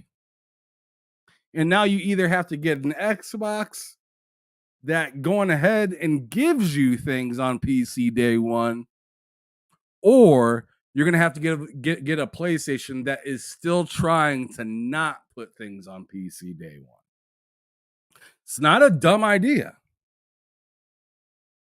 It's not a dumb idea in the sense of you already have some games that aren't on PC. That's where it's smart already. So like college football, that's not going, the NCAA 25, it's not going to PC right now. Same with Grand Theft Auto 6. It's not going to PC at launch. Which to me personally is wild. But at the same time, like, I'm not going to sit here and think Take-Two is going to be hurting for cash when Grand Theft Auto comes out. I think they're going to be making hand over fist. Talos said, I'm smoking something. Damn. That's what's up. Okay. Do your thing. Do your thing. Mike Johnson says, I disagree, Ham. They report out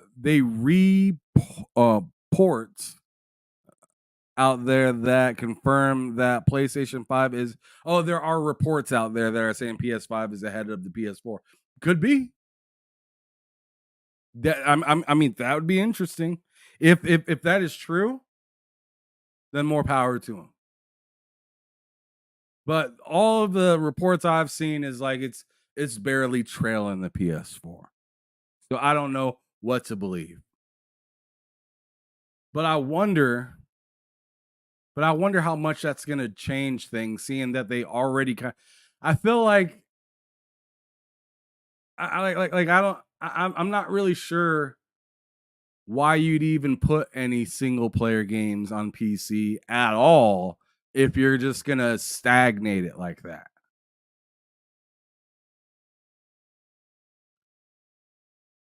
I mean, are you really getting that much killer sales on PC a year or two later? I don't know. Okay, Sante says the thing is, though, on PC, we always have more to play. We're not waiting on platform holders. Our backlogs are huge, so we'll wait. And when it comes, it's cheaper than $70.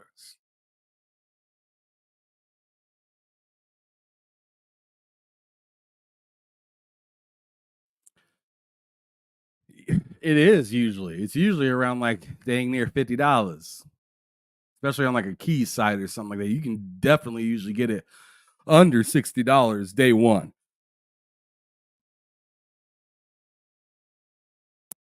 Talos says, are they gonna announce the PS5 Pro at this show tomorrow?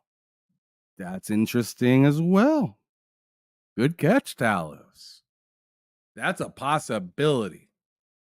And I tell you what, that would definitely have a lot of people thinking. And you know, one other thing they might add to this showcase is that whole PlayStation VR going to PC. You know what I mean? I want to see what that's all about.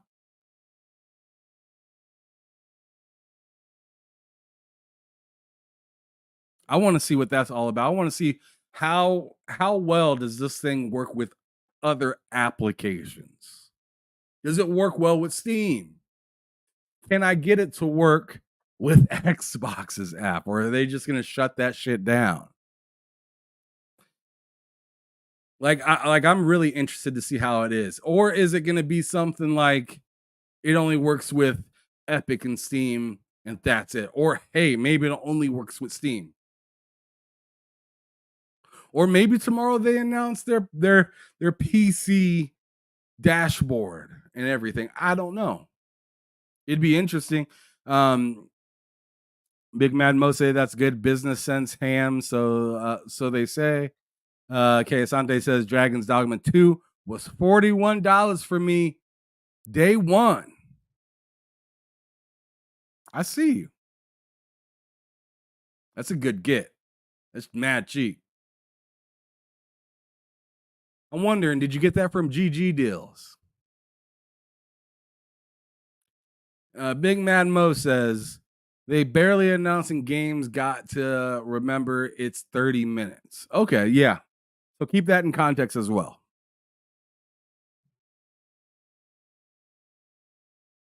They only got 30 minutes, so it's only a couple minutes per thing. Possibly.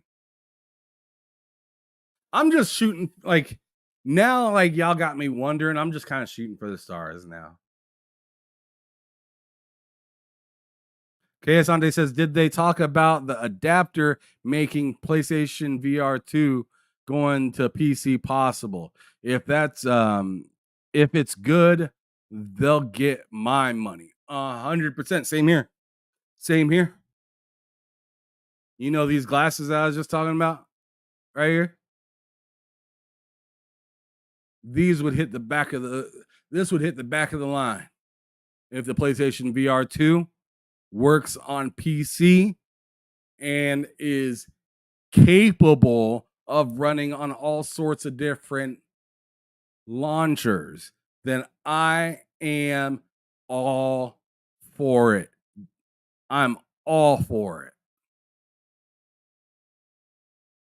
But if they're doing some bullshit where it's just like you can only play a couple games, you can only play what we have available to play via our new application, and if they're walling me off just as much as they did on the PlayStation itself, not getting it.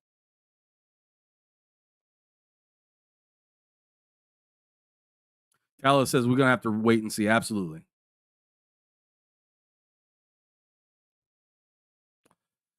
Well, anyways, y'all.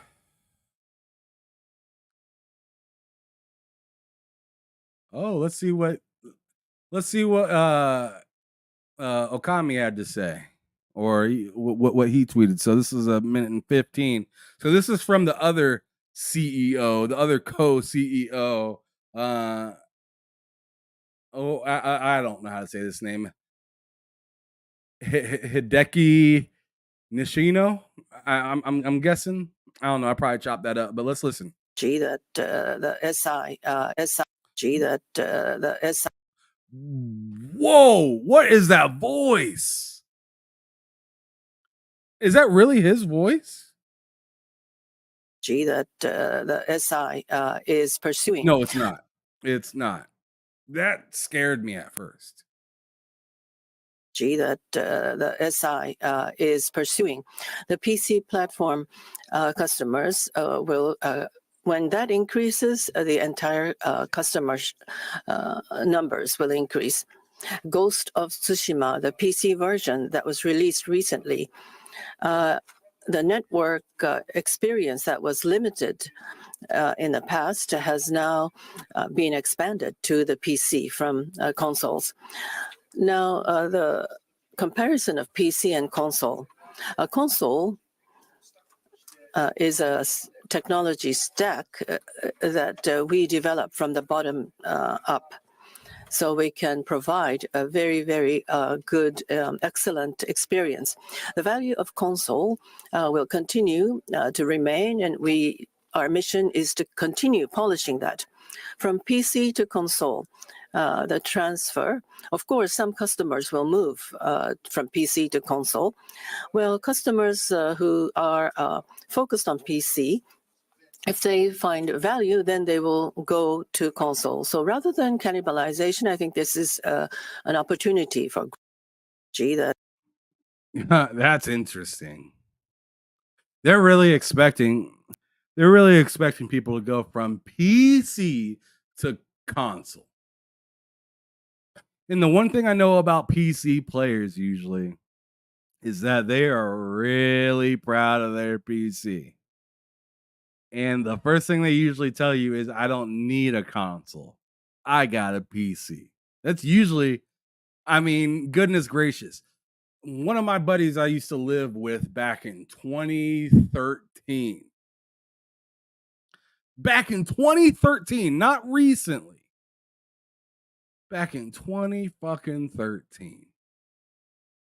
He told me, I don't need a console. I don't need an Xbox or a PlayStation. I have a PC. Back then. Now we're in around 30 and 40 series cards, getting close to 50 series cards that are insane.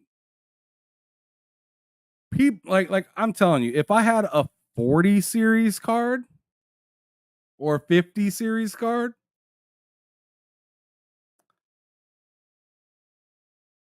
and if I wasn't, because I've already told everybody I'm a console gamer. I am. I'm a console gamer that happens to have a PC and a pretty good one. And I will continue to make my PC good as time elapses. It will always be able to play games on and whatnot, but I enjoy sitting on my couch and not having my PC hooked up to it like Everborn. I like having my PC separate from my TV and my consoles and stuff like that. Every once in a great while, I'll plug in my PC to my TV, because my TV does do 144 hertz. It's a pretty good TV. It does 4K 144. But yeah, if I was a PC gamer only, this wouldn't do anything for me. They'd have, and that's why I say the only thing that I can really see this like pushing the needle for is maybe some of the third-party games, kind of like Grand Theft Auto, NCAA football.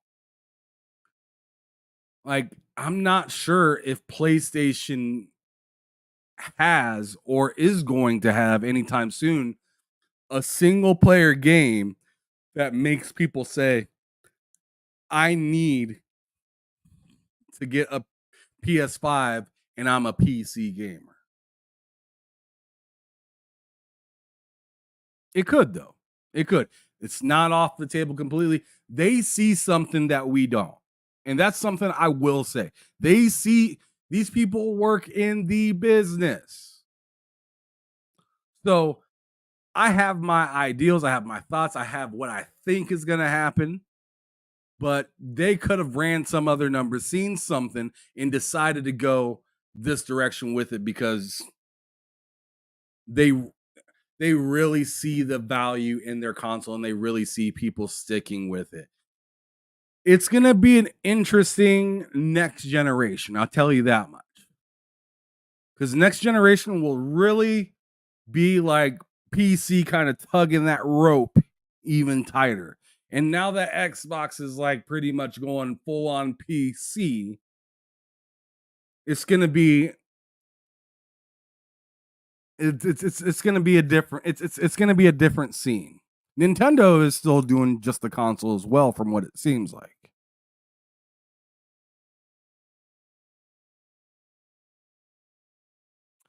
I'm actually more interested in what Nintendo has to be doing. Not that I'm interested in going all in Nintendo. That's not what I'm saying. I'm just saying I'm really interested in seeing how the dynamics change, because last time, remember, they did a great job with the Wii.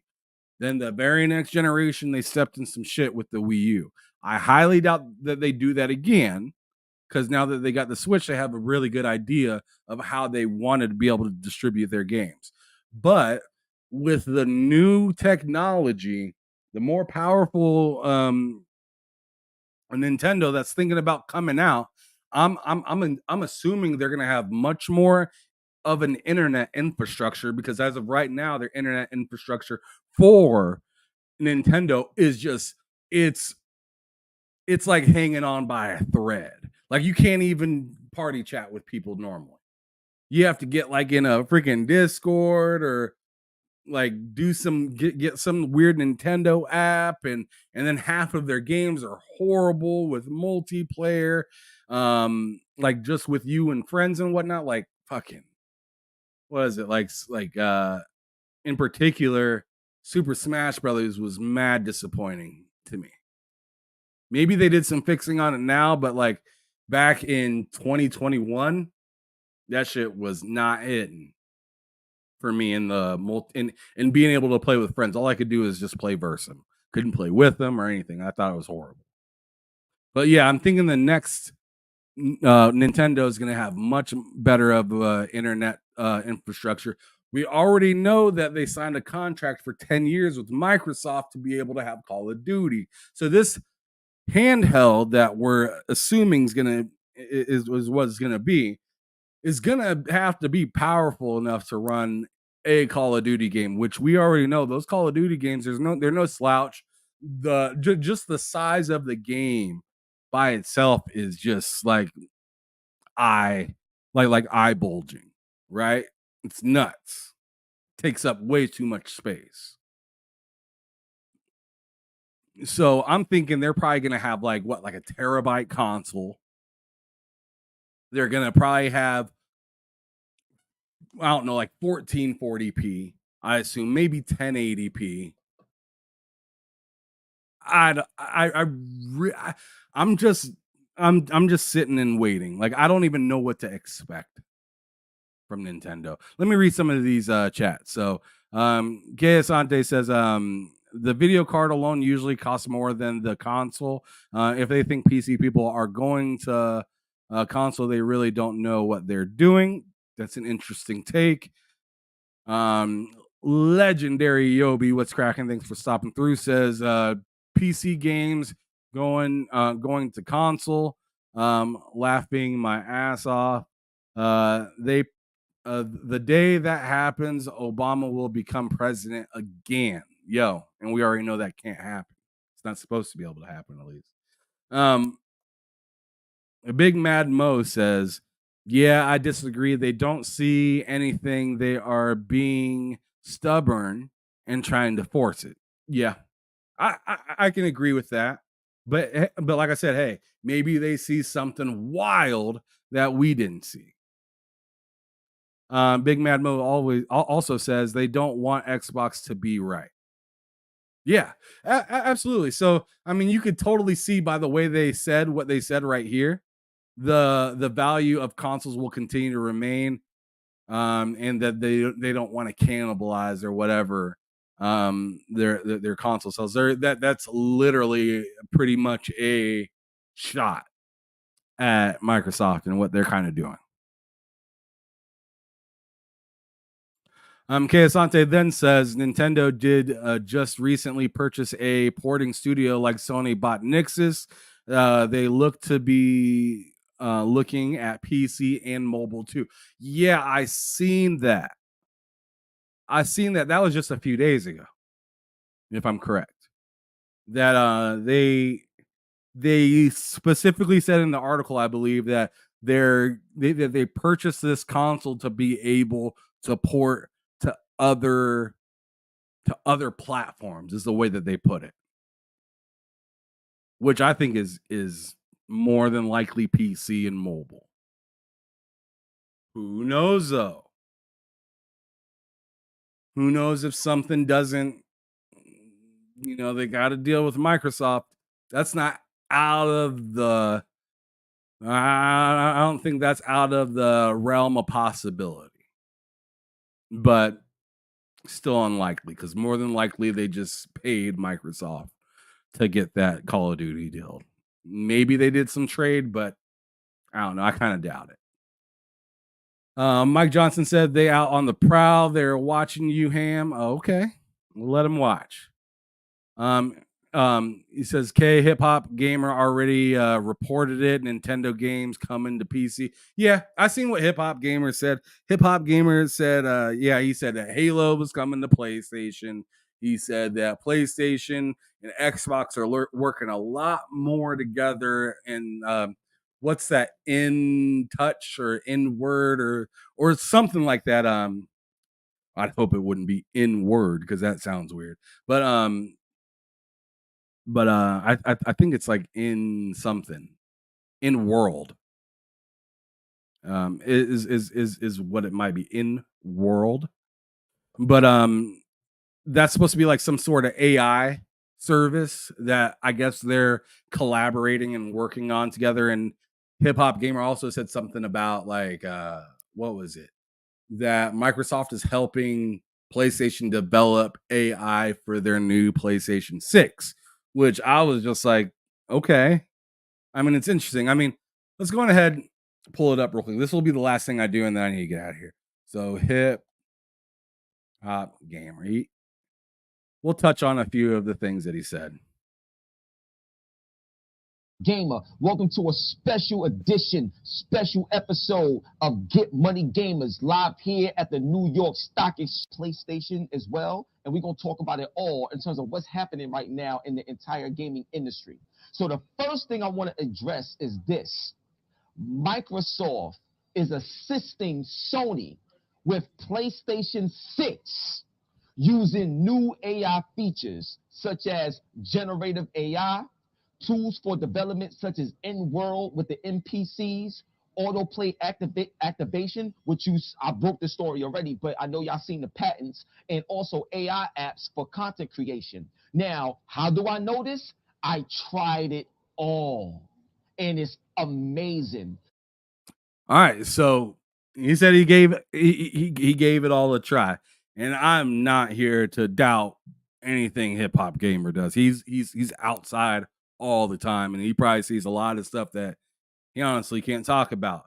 I don't know.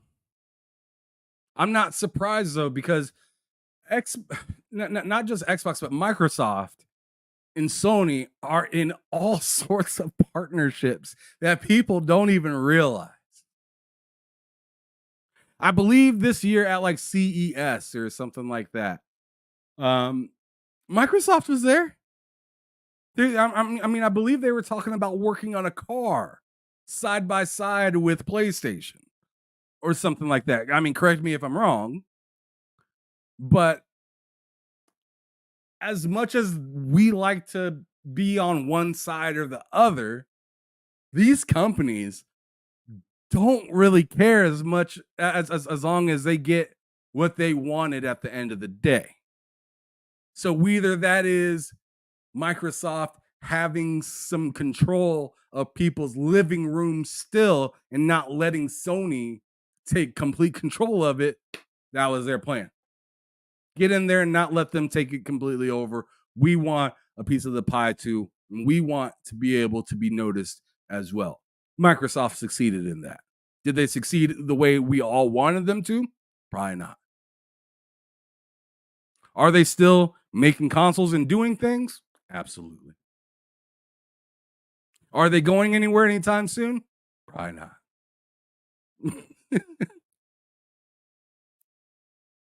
So, I mean, are they going to be doing more partnerships that us day one fans of Xbox would not really love to see?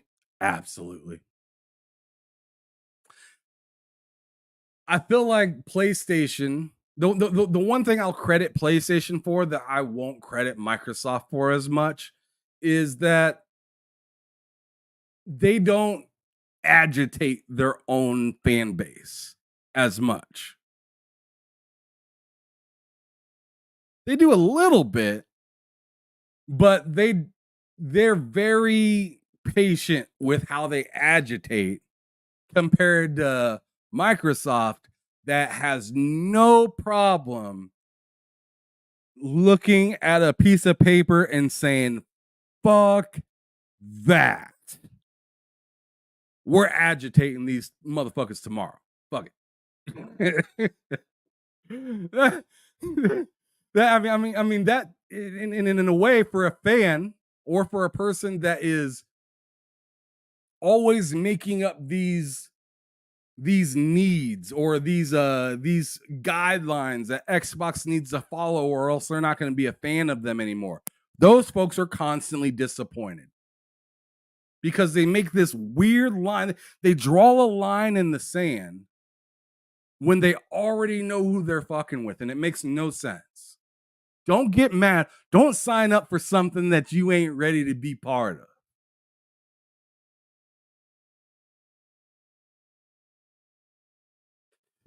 You knew since the beginning that Microsoft has been a software company for PC.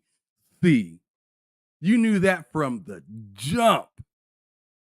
So if you ever thought that Microsoft was going to somehow, oh, now they got a console and now they're on an island on their own and they don't need the PC at all, it's just Xbox console and that's all that they cared about is Xbox console and it's a completely different business than the rest of Microsoft. No, their whole plan is to intertwine everything. They want you writing your essay on the same thing that you're playing your video games on. They want that. And if you don't see that, I don't know what to tell you. They want the all-in-one Earth thing. You can podcast from it. You can play a video game on it. You can do your do your essay on it. You can do a fucking Excel spreadsheet on it. You can do whatever they want you all in the service. They want you paying for Microsoft Excel and all that shit. They want you paying for Game Pass. They want you paying for whatever AI software and whatever. They just want their stamp somewhere on it to where they like every time you pass go, they get paid every single time.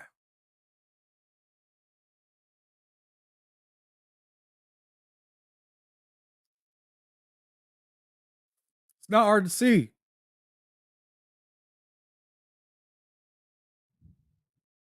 Let me read a few more of these. Let's. So I attended GDC, right? And it's one thing to try it all, but then there's another thing to talk to people that may not should say certain things, but you know, I'm a journalist for a reason and I break stories for a living. So this is how I came about. Now, the first thing is when I got a chance to find out and what PlayStation 6 wanted to do with the AI, I got a chance to test out what we call Oracle with NVIDIA. And I was literally able to talk to the NPCs, which stands for non-playable characters for those that don't know. And they spoke back to me. They was like, yo, hip-hop game of this, hip-hop game of that. Like, it was amazing. So when I was talking to certain people, I said, when will we get a chance to have this experience? And is this something that we're going to see down the road, you know, with a system like a PlayStation 6 or something like that? And he said, yes, of course, you'll see it there. Okay, let's fast forward just a little bit. At no time, considering the average gamer here that Microsoft Gaming is doing is content creation. So you're going to see a lot of apps and a lot of things on console that's going to be more PC-like. I just said that. Cool.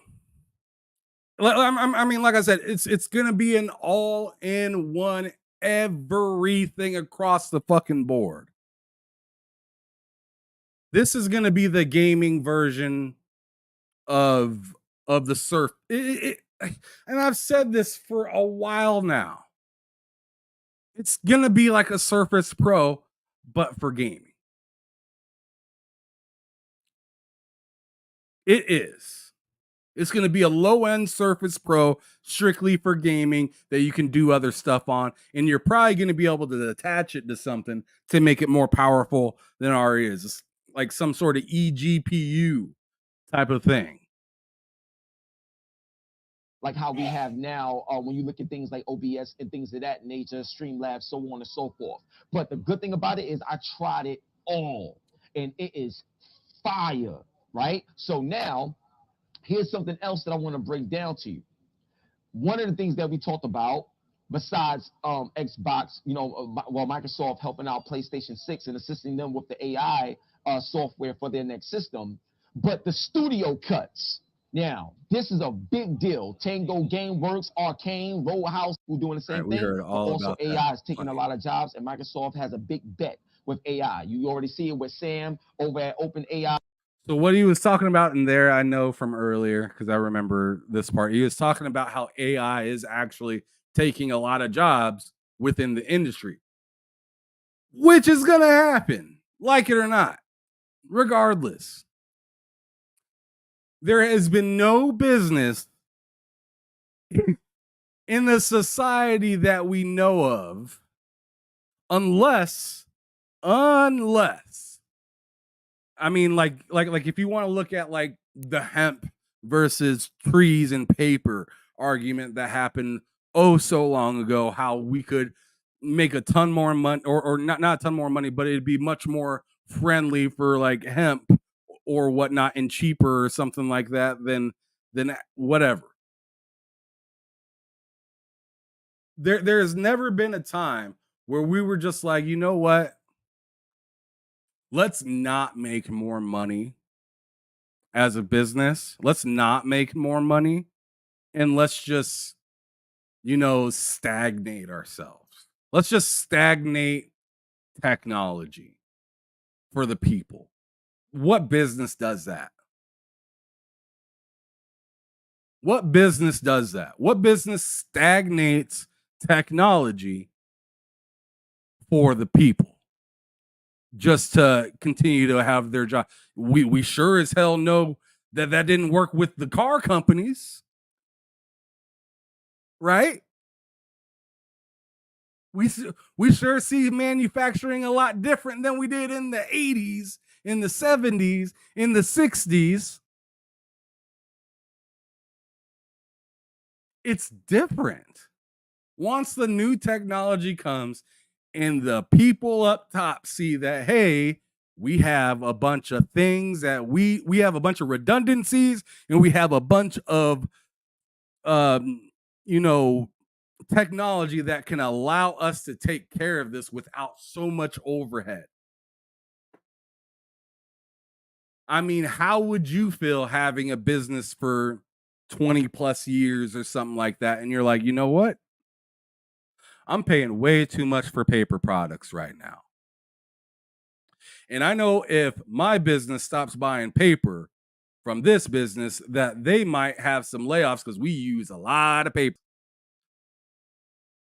Someone's probably going to lose their job. Somebody's probably going to get laid off. But the business says, I don't care because I'm saving a lot of money. So they're going to do, obviously, that. Save tons of money. Let me hit this chat real quick. Yobi said earlier, he said that AI on the Sony side will allow gamers to let AI finish games for you. What is the point then? That's very stupid. I know there's one thing that he was also talking about in there where he's talking about there'll be AI that can grind for you in games, which I think personally that would be kind of dope. But then again, why make a game where you need that?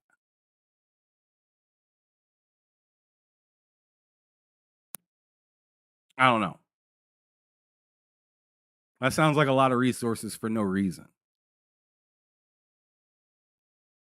But hey, I mean, if it's a possibility, things like Ark, Survival Evolved get a lot easier. I'll tell you that right now. That shit gets a lot easier than Legendary Yobi also says, agree, Ham. That is why I don't understand people on both sides saying, oh, this is the dagger to Xbox or to Sony. Like, fam, that shit is dead.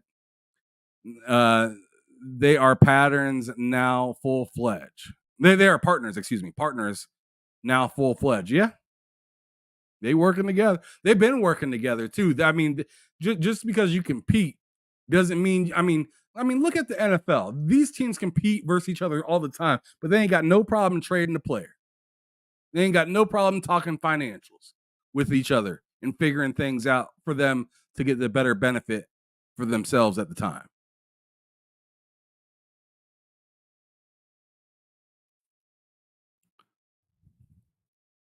Talos, as long as we can't shit on it. Okay, gotcha.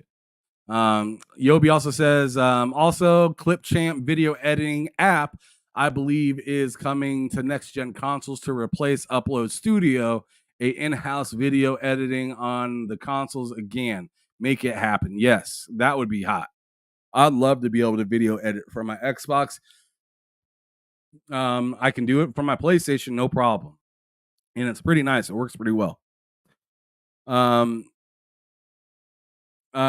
is Convey is cool. I tried it earlier this year at CES with NVIDIA. I can definitely see it on the next gen console. Asante says, and what's cracking, Jason? I appreciate you stopping through, by the way.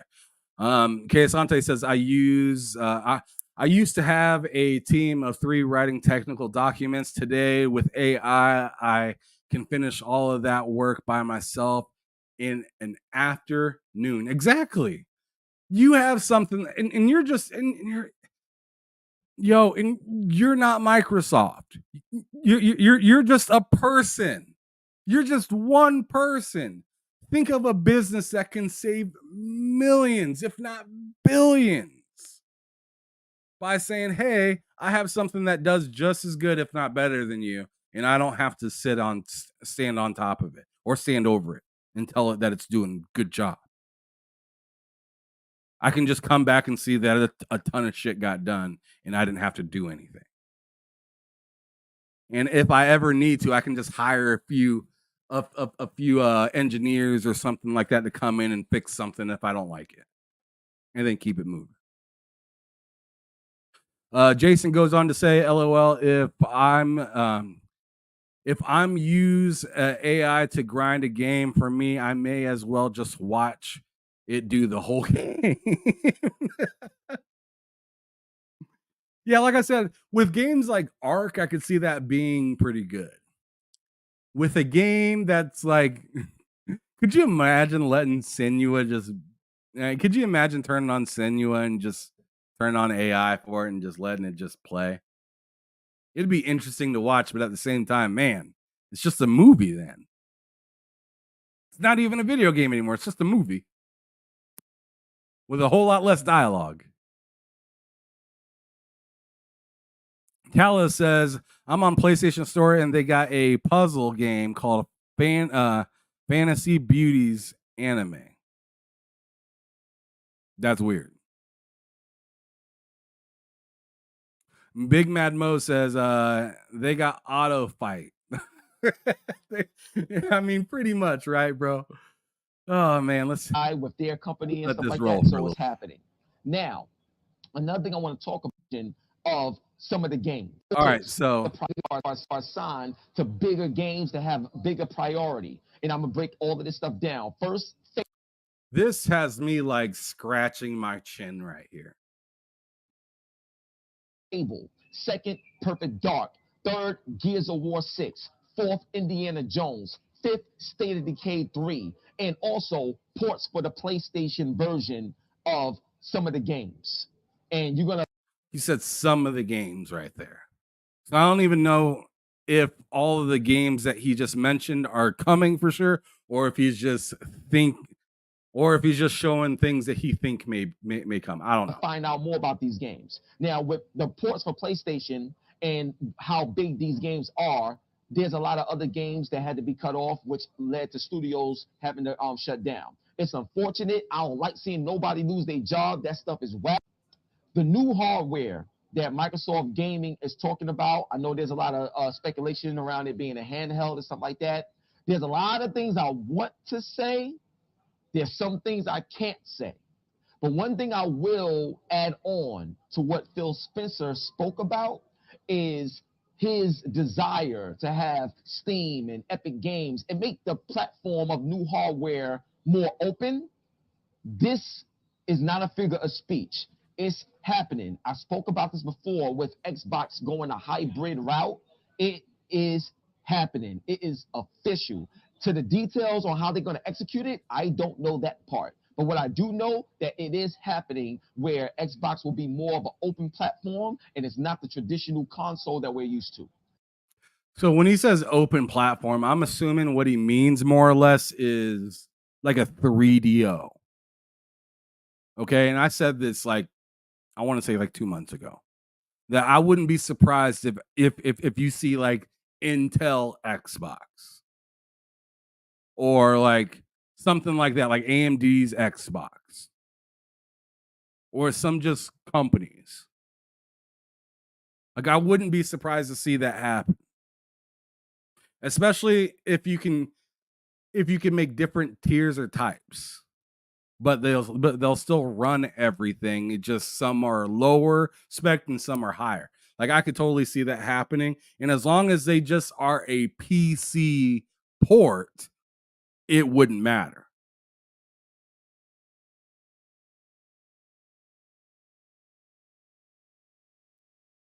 Let me catch up on some of these before I keep going. Yobi said I've been on my modded 3DS for about 3 weeks now, man. Enjoy the old classic Pokemon games and the fan-made Poke games as well.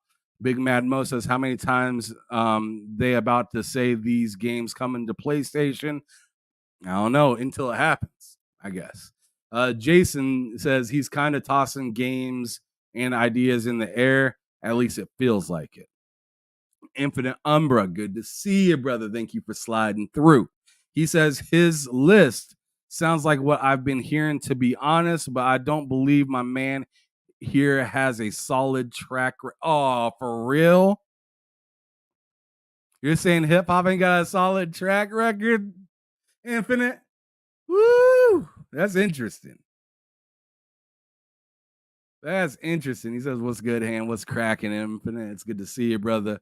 Says, what's up, chat? Talo says, hello to Infinite. Big Mad Mo says, like I did until I hear it from Xbox. That shit ain't happening. OEC says, like I said. Okay. Okay, Asante said they already have relationships with them. Umbra says he's speaking to the OEM situation where he believes where the belief is Microsoft will allow third-party options to use their Xbox UI and all of its functions. Sorry, I'm truthful. What's cracking? Good to see you. Pops through and says he said a PlayStation and Xbox partnership, but only talked about Xbox games going to PlayStation. That's an interesting thing to bring up. What kind of partnership could it be if you're not getting anything back? But I don't know. Maybe the partnership is literally just money. You give me money, I give you game. But I don't know. That's a fact. Now, another thing I want to tell y'all is that Starfield, like I told you before, many years ago, before Xbox Era made any post about it or anybody, it came from me, the GOAT. Starfield will come, like I said, but something new that I found out. And you know I'm involved in the movie industry as well. I'm involved in the TV industry. I work with everybody. Netflix, Hulu, ABC, you name them, I'm a part of it. You know what I do. So Marvel's Blade, I know a lot of people was concerned about that and what's going on with it, you know, considering the Arcane situation and if it's still in development. Well, Marvel's Blade is another game that will eventually hit the PlayStation as well. Confirmed. And y'all know how I get down. When I speak on stuff, I confirm it. I stand on business when I talk. So a lot of people talk about what ifs and things. Nah, you don't get that here. I stand on it. If something come out where I wasn't right, I stand on that too. But I can honestly, confidently tell you, Blade is another title that will come to PlayStation. State of Decay 3 was also mentioned, and I'll just leave it at that. And another game that will come is Killer Instinct. Killer Instinct will come to PlayStation as well. And you know what else? There's more coming that will be confirmed too. But as of right now, that's where we at. Now, I want to transition to something. Get a look at me, because I got to do a one-on-one. He is really, he really feels like it is for sure coming over. He was very adamant on Blade which, to be honest, I don't know, man. I could totally see that possibly happen, especially with it being another Marvel game. But that would that would run me the question of, well, then why aren't we able to play any Spider-Man games, right? Maybe that's part of the partnership. Maybe part of the partnership is, hey, we'll go PC. You can have console market. We'll be able to play your games via Steam. Maybe that's part of the partnership.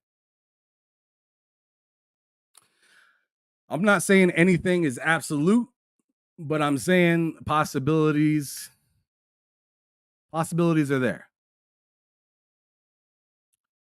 Kayasande says, I appreciate my brother, but he's a bit too braggadocious.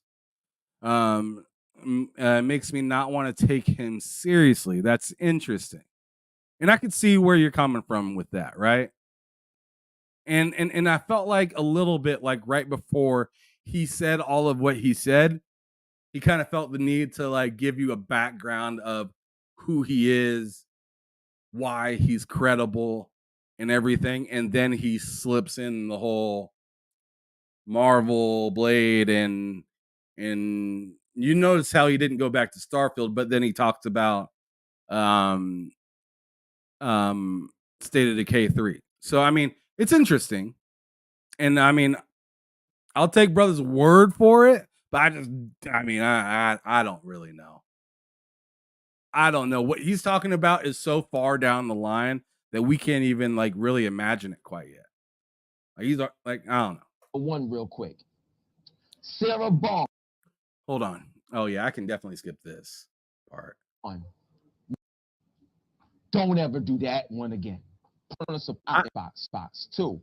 I thought this actually, I'm gonna go ahead and let it run. I thought it was interesting that he like is like telling Sarah Bond what to do. Although, like, I see why he's saying it, right? Because a lot of people thought what Sarah Bond did was like embarrassing or not necessary or just a bad look. But like, I thought it was pretty ballsy of him to say what he's about to say. I love you. You know what I'm saying? Phil Spencer, Aaron Greenberg, the whole team over there. Sarah, the interview that you did on Bloomberg TV, don't ever do that one again. Please. Bad decision. It was horrible.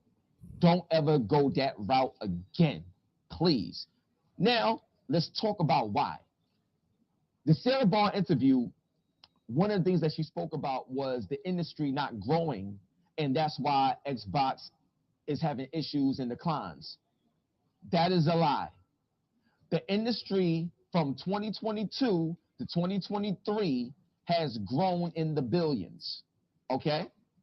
And it's projected to continuously grow. It is on an uptick in terms of the entire industry. Now, why is the industry growing, and what's the number one reason? The one thing that I do want to kind of throw out there is I could have swore, I mean, correct me if I'm wrong, but when Sarah Bond was talking about industry growing, I thought she was talking about like console wise, like not just gaming as a whole, but just like console gaming isn't growing. Maybe I'm wrong. Maybe I just put the word console in there myself, but I thought Sarah, when she was talking about the industry isn't growing, I thought she was talking about the console industry isn't growing. I mean, let me know if I'm wrong or if I'm right. I don't know. But let me catch up on some of these chats. So, Asante says he's not wrong. Eventually, he'll be right. Eventually, in all caps. Big Mad Mo laughs.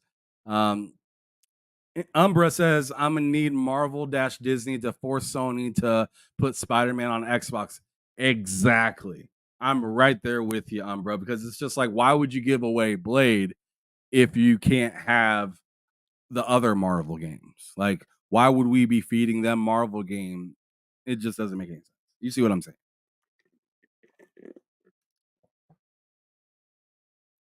Jason says, LOL, it can happen 10 years after the game drops. But if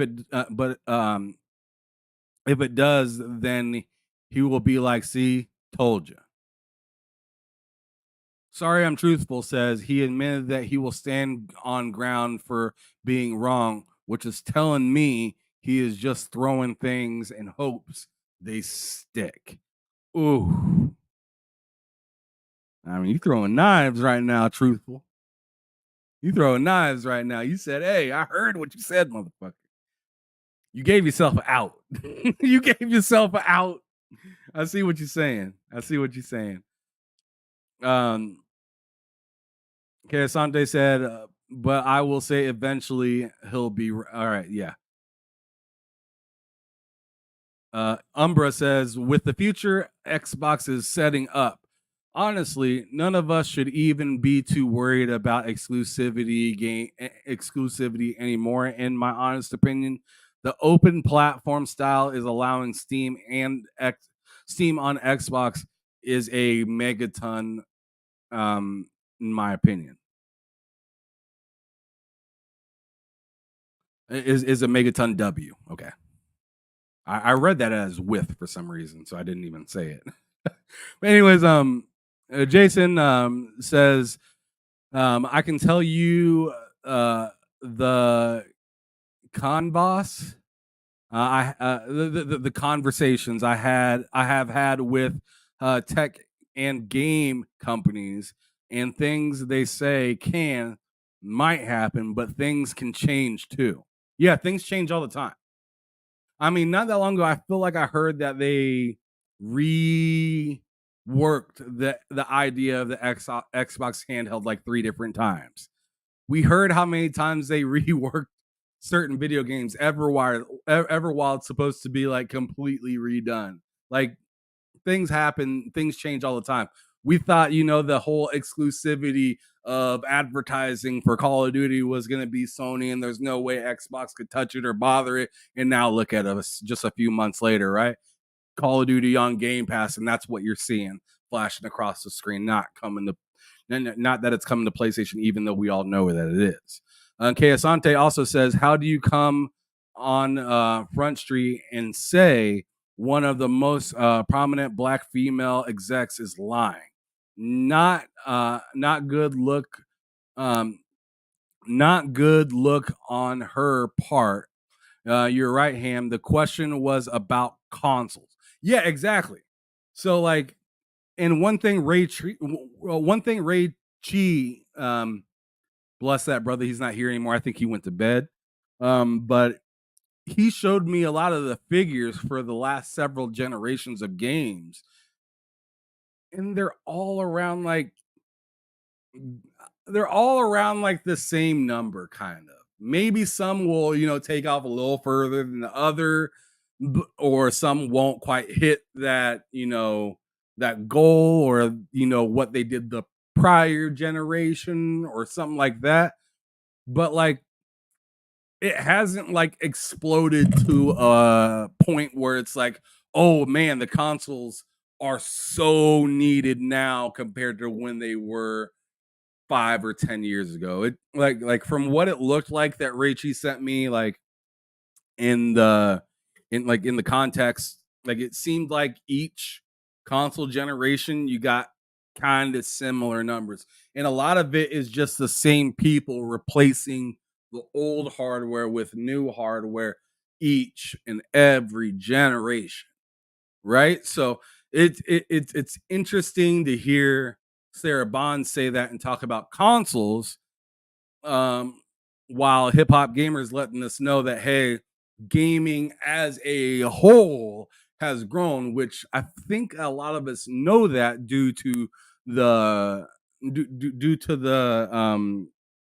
ability to play a lot of things mobile or on tablets and stuff like that. Being able to go outside and do stuff with your games instead of having to be in front of your TV. Infinite Umbra said, I'm sure she meant consoles too. Big Mad Mo said, yeah, that's That's why they went PC. Thank you. Sorry, I'm truthful says you are correct. She said exactly what she was supposed to say. Yobi says, Umbra, I ain't worried anymore, man. I feel like going forward, all multiplayer games should go to all platforms in a perfect world, but all in all games are coming. Asante then says, how do you come? Okay. All right. He said that again. Okay, it's the same thing. All right, cool.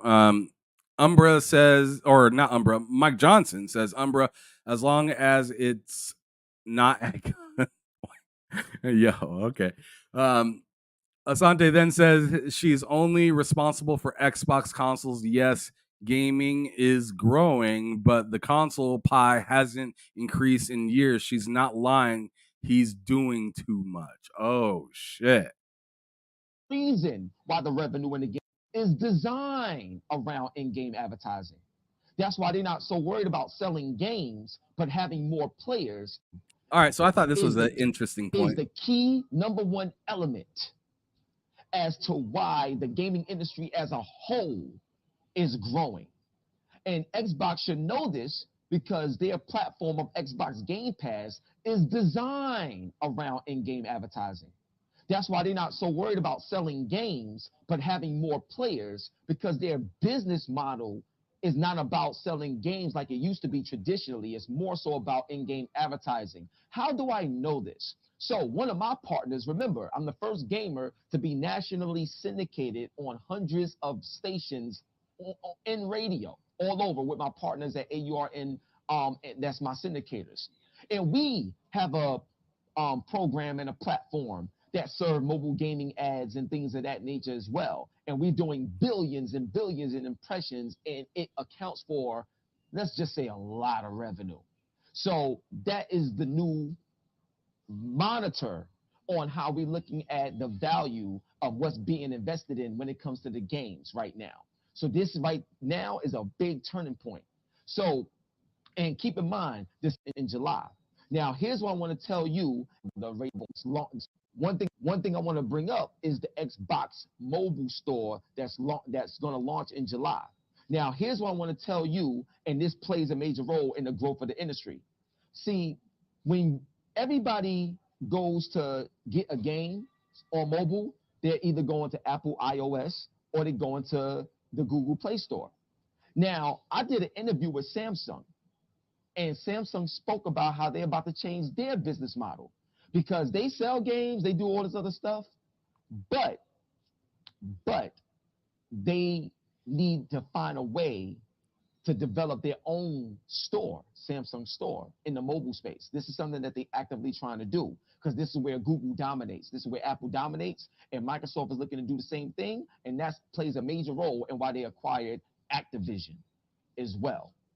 So this is going to be huge. It's going to be a big difference. So stay tuned because the Xbox mobile store is the beginning of a big change. And like I said, Xbox move away from the store is the beginning of a big change. And like I said, Xbox is the #1 publisher for a reason. So now we're going to move away from Xbox for a little bit, and we're going to talk about PlayStation. Now, PlayStation, we know Wolverine. I feel like it's a little bit funny because he says he's going to move over to the PlayStation, but Xbox is going to come right back. Wolverine is coming, right? Now, Wolverine is going to get the symbiote treatment, right? And you can go back to old Spider-Man games like Web of Shadows and you'll see what I'm talking about. But Spider-Man set the tone when you see Venom in Marvel Spider-Man 2. Well, I can tell you that Wolverine will get that symbiote treatment on the PlayStation 5, and the technology is way more brutal. What I've been told is that Wolverine is like God of War in an open world setting. We already kind of know that from the leaks. If you've been paying attention, if you've seen the leaks of Wolverine that happened at the end of 2023 or beginning of 2024, whenever the leaks actually happened, I think it was the end of 2023. I think it was like in December actually. But if you remember seeing the leaks of like the whole game that came out and whatnot, it was just an awful leak.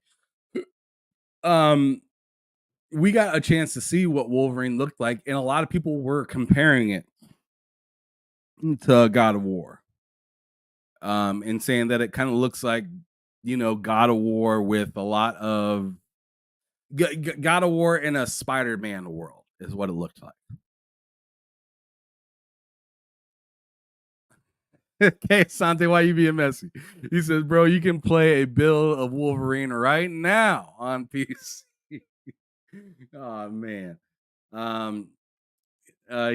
He said earlier, Everborn Saga spoke about this many months ago. Microsoft is selling ads on Netflix and will be using those same tools to games. And it's even more brutal with better technology and better physics and things of that nature. So it's insane. Stay tuned. It's about to blow you away. Get ready. Now, another thing that's been talked about is the PlayStation Showcase. The PlayStation Showcase is a big one. It is a big one. Now, I'm going to tell you one thing real quick. I was at the Rockstar Games party. I was hanging out with RZA from Wu-Tang. Shout out to my brother RZA. You know what I'm saying? I was hanging out with MOP. Shout out to my man Dance, Lil Fame. You know what I'm saying? It was crazy. Shout out to DJ Premier. That's what's It up. was a movie out there. And what I can tell you is that Sony PlayStation Pro, PlayStation 5 Pro, Grand Theft Auto 6, this is going to be a big deal with what they both got going together. And this showcase coming up is going to be something special when you discover what the long-term vision is for PlayStation, according to what my man Herman Health said. And also, Herman Health, congratulations on the promotion. Let's get it popping, dog. Now, one thing I can say about the PlayStation. So I wonder what showcase is he talking about? If he's talking about the state of play, that's not a showcase, or if he's talking about like a future showcase prior to the PlayStation 5 Pro coming out. It'd be interesting. We'll see tomorrow. We ain't got that much longer to wait to hear about the new PlayStation, or not the PlayStation Pro, but the showcase tomorrow. Let's see. Truthful says, now we know he's captain. They only showing 14 games. Well, that's why I said I'm not sure if he's talking about this specific state of play or if he's talking about something new in the future. Keasante says, so he was hanging out with the RZA, but didn't talk to him about the exclusive Wu-Tang game coming to Xbox. That's that they're working on. Yeah, come on, man. I thought about that too when I first heard him talk about it. I was like, man, all I can think about is a Wu-Tang game. Damn sure ain't the state of play, says Big Mad Mo. And Jason says, long as GTA 6 doesn't end up like Cyberpunk at launch, we good. Facts. PlayStation long-term vision is that you will see more day and date PC releases. You will see that. So that's going to be interesting. Also, GTA 6 is supposed to play a huge role beyond the game with PlayStation in GTA's own TV show. Now, I'm hearing a lot of things about a Grand Theft Auto TV show right now. It's far Xbox Game Pass. Now, damn. As soon as I hit that was only like, because they need to find a way to develop their own store. Samsung, Wolverine is. So he talked about PlayStation for like in the 2 minutes. This is going to be groundbreaking. Xbox, Netflix. These companies need each other. What y'all seeing right now within the gaming industry is not just the gaming industry. And Sarah Barnes said this as well. All industries are starting to reach their ceiling in many ways. And in order to grow. Wait a second. I'm sorry, brother. Hip hop, you're a dope dude. But we can't just say, hey, Sarah Bond was lying moments ago. And then now, a few seconds, come on, bro. Come on, bro.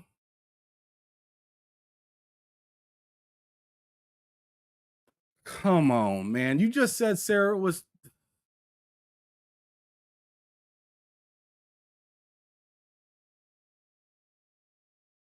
You just said she was lying.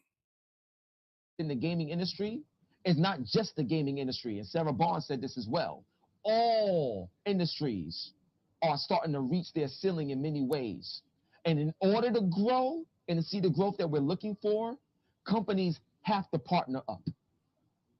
And these type of partnerships are the ones that make sense. And these are the type of partnerships that will change the landscape of what we knew in the past as we move onward to the future. So I don't understand how she was wrong earlier then. Because like I said, I thought she was talking about consoles in particular. And now he's saying the gaming industry is partnering up because they're hitting the ceiling. Ah, bro, come on.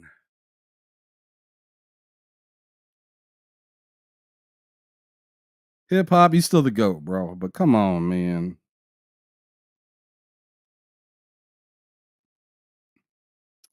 I'm trying to add up that. And I see I'm not the only one that's kind of thinking like, what the fuck did he just say?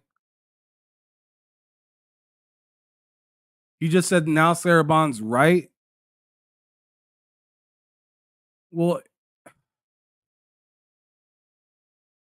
he just mentioned that she's lying about growth, and then 4 minutes later says she's right about it being hard to grow. Brother, come on, man.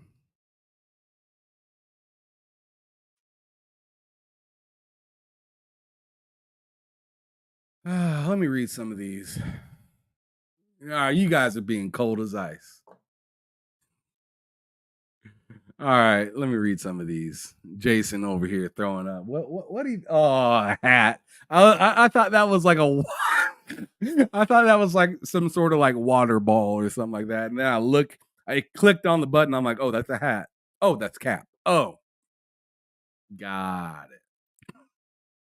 Come on, man. Kay Asante says he's benefiting from folks at that company not coming out to slap down all the speculation he's doing. That's an interesting way to kind of look at it, because I mean he's really tight about certain words and then kind of putting like a stem pack on some of them words as well. So it's like he came out and said what he said about Sarah Bond, and then he kind of threw a stem pack at it and said, oh, she is actually kind of right in this aspect. And it's kind of the same aspect. Big Mad Mo is having a ball. Yes, Rachie, I'm still on. And then Truthful out here being mad disrespectful, saying, can we all agree that this dude is all cap? I'm not going to say that Hip Hop Gamer is all cap. Absolutely. Absolutely not. I'm not going to say that. But come on, y'all. Y'all want to say it. You said he is more cap than human. That's wild. Yeah, so like let me go back. Platform of new hardware. You know that it is Hulu, ABC, game. Fifth, other games that had to be cut off out there that Microsoft Gaming is doing is Microsoft Arcade. The reason is what's happening. One thing I will add on with Xbox going a hybrid I'm involved in a game that will eventually hit the PlayStation as well. And you know what else? Look at me, because I gotta do a one-on-one real quick. Sarah Bond, we love you. Period. You're amazing. Keep going, and we're gonna support you. We're gonna ride this whole thing out. At the same time, we love you. We got to keep it real with you. And we got to keep it real with the organization over at Xbox, too. I love you. You know what I'm saying? Phil Spencer, Aaron Greenberg, the whole team over there. Sarah, the interview that you did on Bloomberg TV, don't ever do that one again. Please. Bad decision. It was horrible. Don't ever go that route again. Please. Now, let's talk about why. The Sarah Bond interview, one of the things that she spoke about was the industry not growing, and that's why Xbox is having issues and declines. That is a lie. The industry from 2022 to 2023 has grown in the billions. Has taken the helm of everything that's going on in the gaming division. I'm here to tell you right now. You remember this game called Halo? But I had to come. You thought would never, ever, ever happen. Onward to the future in the game, in many ways. And in order to grow and to see the growth that we're looking, these companies need each other. What y'all seeing right now within the gaming industry is not just the gaming industry. And Sarah Bond said this as well. All industries are starting to reach their ceiling in many ways. And in order to grow and to see the growth that we're looking for, companies have to partner up. And these type of partnerships are the ones that make sense. And these are the type of partnerships that will change the landscape of what we knew in the past as we move onward to the future in the game culture, period. So now, let's move All right, on. man. I mean, I can't make it make sense.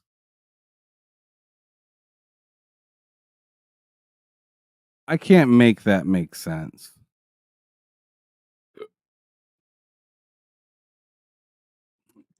He went from Sarah Bond is lying to even she said this, and then it's a fact. Like, ah.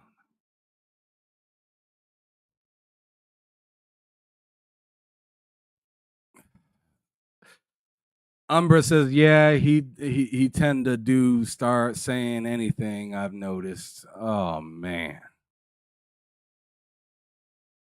Jason says, I wish you had Geek Life Mike on this while you were watching this. Why? Why? What would Geek Life Mike say? What do you think Geek Life Mike would say? He was here earlier.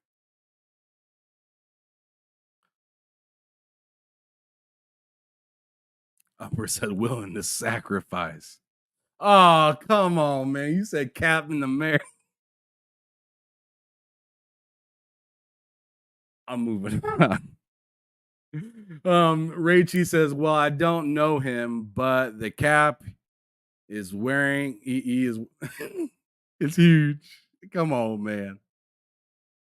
I know what you meant by that.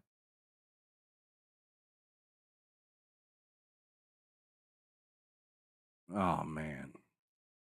Yeah, Sarah never to a Jar Jar Binks speak. Oh man. Anyway, Kayasante says, so was she lying or was she telling the truth? Exactly. That's where I'm at. I'm just like, huh? Right? It's I know what that means. He got the old E40 joint out right now. Wolf tickets. Yeah, I remember that joint. That's old school. Umbra said he contradicted the hell out of himself. Yes.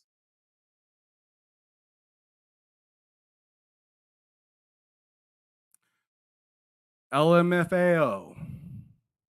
Thanks, Yobi. Talos Ray says he looks ready to come on now. You don't look ready to cry. You all right. Jason says, LOL, because me and Geek Life might know hip hop gamers, so we just say we love them. That's it. I see what you're saying. You're just saying moving on. Truthful says, dude like this needs to be a fact checked in real time. He should never do another video by himself. Come on now. I mean, bro can still do what he wants to do, man.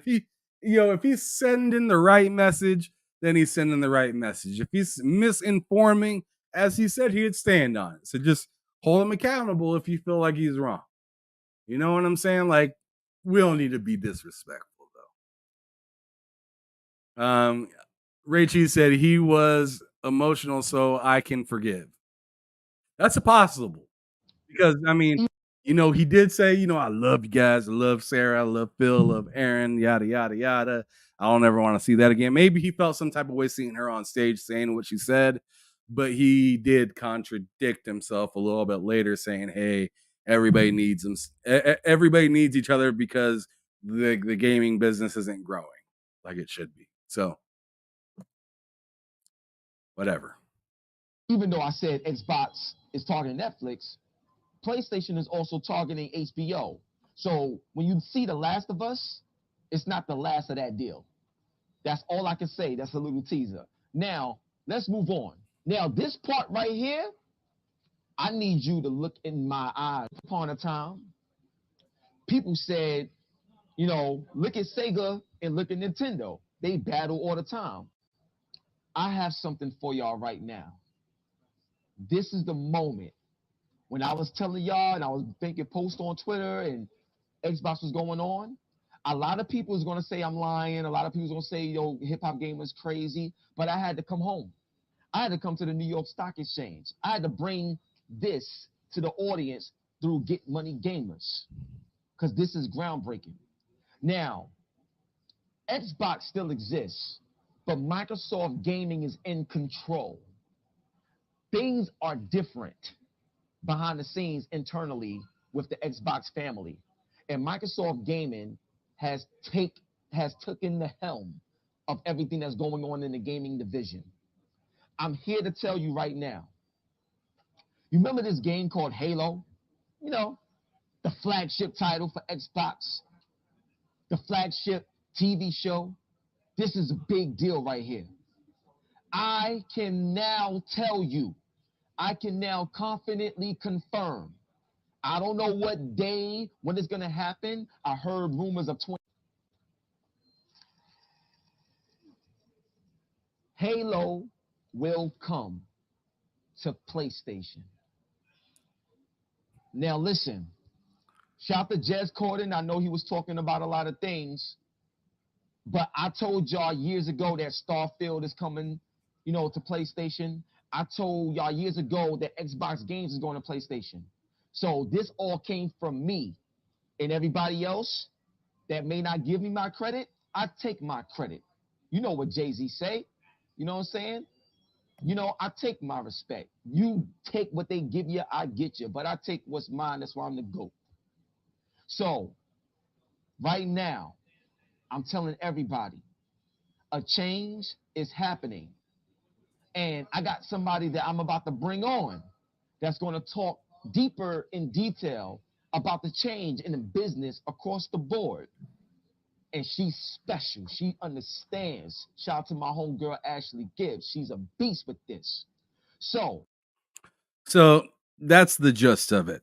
His last thing was Halo is coming to Xbox or to PlayStation. And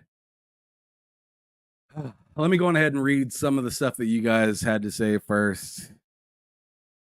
And then I'll go ahead and close this out and get out of here. But Rachie says, it's the last hour to claim Bramble Mountain King on Prime Gaming. So there you go. In case any of you guys have Prime, you can get that for free right now. Infinite Umbra says that this has been speculated on since they let go of Tango, Arcane Austin, and the other two studios. Jason says, I don't know what day or when it will happen. LOL, at least he said it himself. Oh, come on, man. All right. Kay Asante said, this is what takes away from his message. This all comes from me years ago. Yeah, I see what you're saying. You're saying like it takes away the message a little bit when he over Lee says, "Oh, it was me that said this. Nobody else could have told you this. It was from me originally. Nobody else could have thought of that. It was me." And maybe that's a New York thing. I don't know. But I could see why it could feel a little like trying really hard to feel to feel responsible or important, but at the same time, I mean, hey, I mean that's just his style, and I'm not here to I'm not here to hate on it, bite it, or anything like that. If that's his way of coming across of, hey, I said it, nobody else said it like I said it, then that's fine. And I think a lot of people throughout history have kind of seen some of his work, and he does, and I'd say he does good work, good quality, and stuff like that. Like, this is a great video that he has right here. It all the quality and the different camera and like bro knows what he's doing out here. But like, I could see how some of them statements could kind of make somebody feel like, oh, whatever, man, whatever. I mean, we've all said it. Hip hop should have more people following him than he does. A lot of us have said that before, but maybe this is the type of stuff that makes people not really follow him. Umbra also says, also a few have said Halo, MCC, and even Gears collection may be going to PlayStation. Rachie says, last 5 minutes, I mean to redeem Prime Games, Bramble, Mountain King. So it's going to be up in like 2 minutes. So make sure you hurry up and get it now.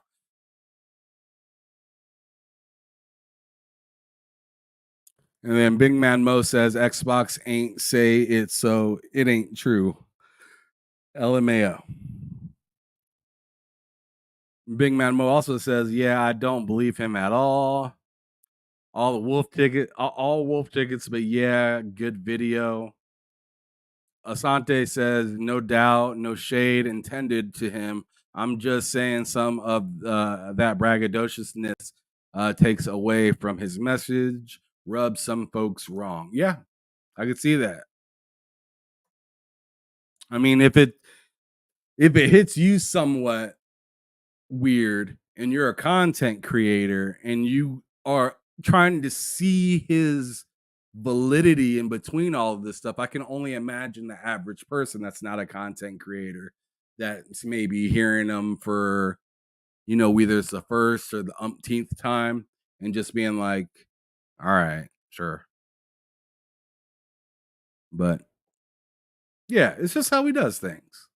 So I mean, I feel like he'll just keep saying that type of stuff until he does get noticed, and maybe he'll continue to be the same. I mean, he doesn't seem like the type of brother to change too much, whether he gets bigger than he is or not. But I don't know.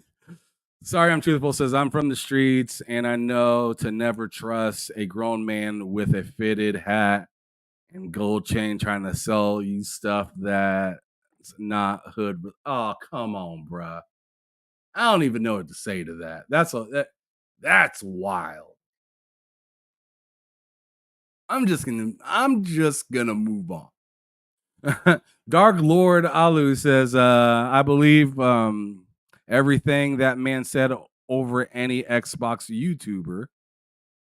You're just mad because he exposed Xbox. Sure. I mean, okay. Anyways, Big Mad Mo said, I believe only what Xbox says, anything else don't matter. Jason said, LOL, I wear fitteds all the time. He's saying, stop the disrespect. I wear fitted caps too. I want to go get a fitted cap and a gold chain. You ain't gonna want to talk to me no more, Truthful? Mike Johnson said, it hits the wrong way because he's a PlayStation guy. I can totally see that too. I mean, that's real shit, Mike. That's real shit. I feel like a lot of Xbox fans that know Hip Hop Gamer is more of a PlayStation guy, or is just flat out going to see this as just PlayStation. PlayStation guy says PlayStation or says Xbox is gonna be bad or Xbox bad or something like that. I could see how that could be looked like that. All in all, I'm not here to tell you he's right or wrong. I will say he was wrong about what he said about Sarah Bond, because that was wild. And then he pretty much called himself wrong eventually. So like that was wild. But I'm here to more or less say, hey, you gave a lot of open-ended claims. Let's see how it goes down. He said Halo's coming to PlayStation. Is it MCC? Is it Infinite? Is it a new Halo? We don't know. Big Mac Mo says Hip Hop Gamer is a great talker. He is. He's slick.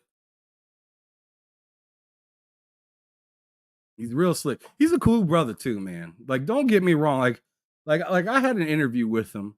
He's a good dude. Like he's a good guy. I don't think he means any harm, but like, you know, I'm more of an Xbox guy, right? So if you came to my podcast on a day where it's just me, you might not get everything you want to hear about PlayStation. You might not. Like flat out, I'm telling you how it is. It's more of even kill with PlayStation and Xbox when Loke is here, to be honest. He helps balance out that Xbox and PlayStation. I'm more of an Xbox guy. That's where I play most of the games. That's what I talk about most, but I have no problem talking about the other stuff. But if you're listening to me as a PlayStation gamer trying to get PlayStation like good, PlayStation positive, PlayStation great stuff, you're probably not going to get as much as of that without Loke being here as well, because he has a little bit more of a longer history of being a PlayStation fan than I do. There was a specific time between the PlayStation 3 and the PlayStation 4 that I just didn't even touch a PlayStation. I was only original Xbox 360 and 1. That's it. Do I know some history? Have I played some of the games over on PlayStation? Sure. But like, I could see some people on the Xbox side looking at Hip Hop Gamer the way that some people from PlayStation, from like being a PlayStation fan, may look at me. Like, oh, well, you know, he likes Xbox a little bit more, so he's probably gonna, you know, be a little bit more rah-rah when it comes to Xbox. You know, it just is what it is. Everybody has their favorite thing, and when they tell you they don't, but they spend a lot of time talking about they spend a lot of time bashing one thing or whatever, it's cap. It's cap. Everybody has their preference. Personally, that's what I think. But anyways, you guys, I've been here for 3 fucking hours. Holy shit. I did not know it's been that long. But let me read a couple more of these chats and then I'm gonna get up out of here. So Big Madmo says he was talking in that interview to look or he was talking okay, so that was right. He was talking in that interview to look. I just seen that you put this on there too, so I was thinking maybe you messed up, but no, I was right. So Jason also says Hip Hop Gamer is a great guy. I think he does dope interviews, a lot of the community, etc. LOL.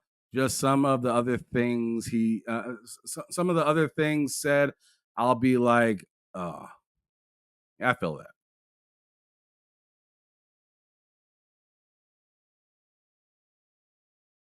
All right, y'all. Well, I'm going to go on ahead and get out of here. I appreciate everybody for pulling up. If you haven't yet, hit that like button, share it out, subscribe, all that good stuff. The stuff I have in the top right corner of the screen that says subscribe, like, and share.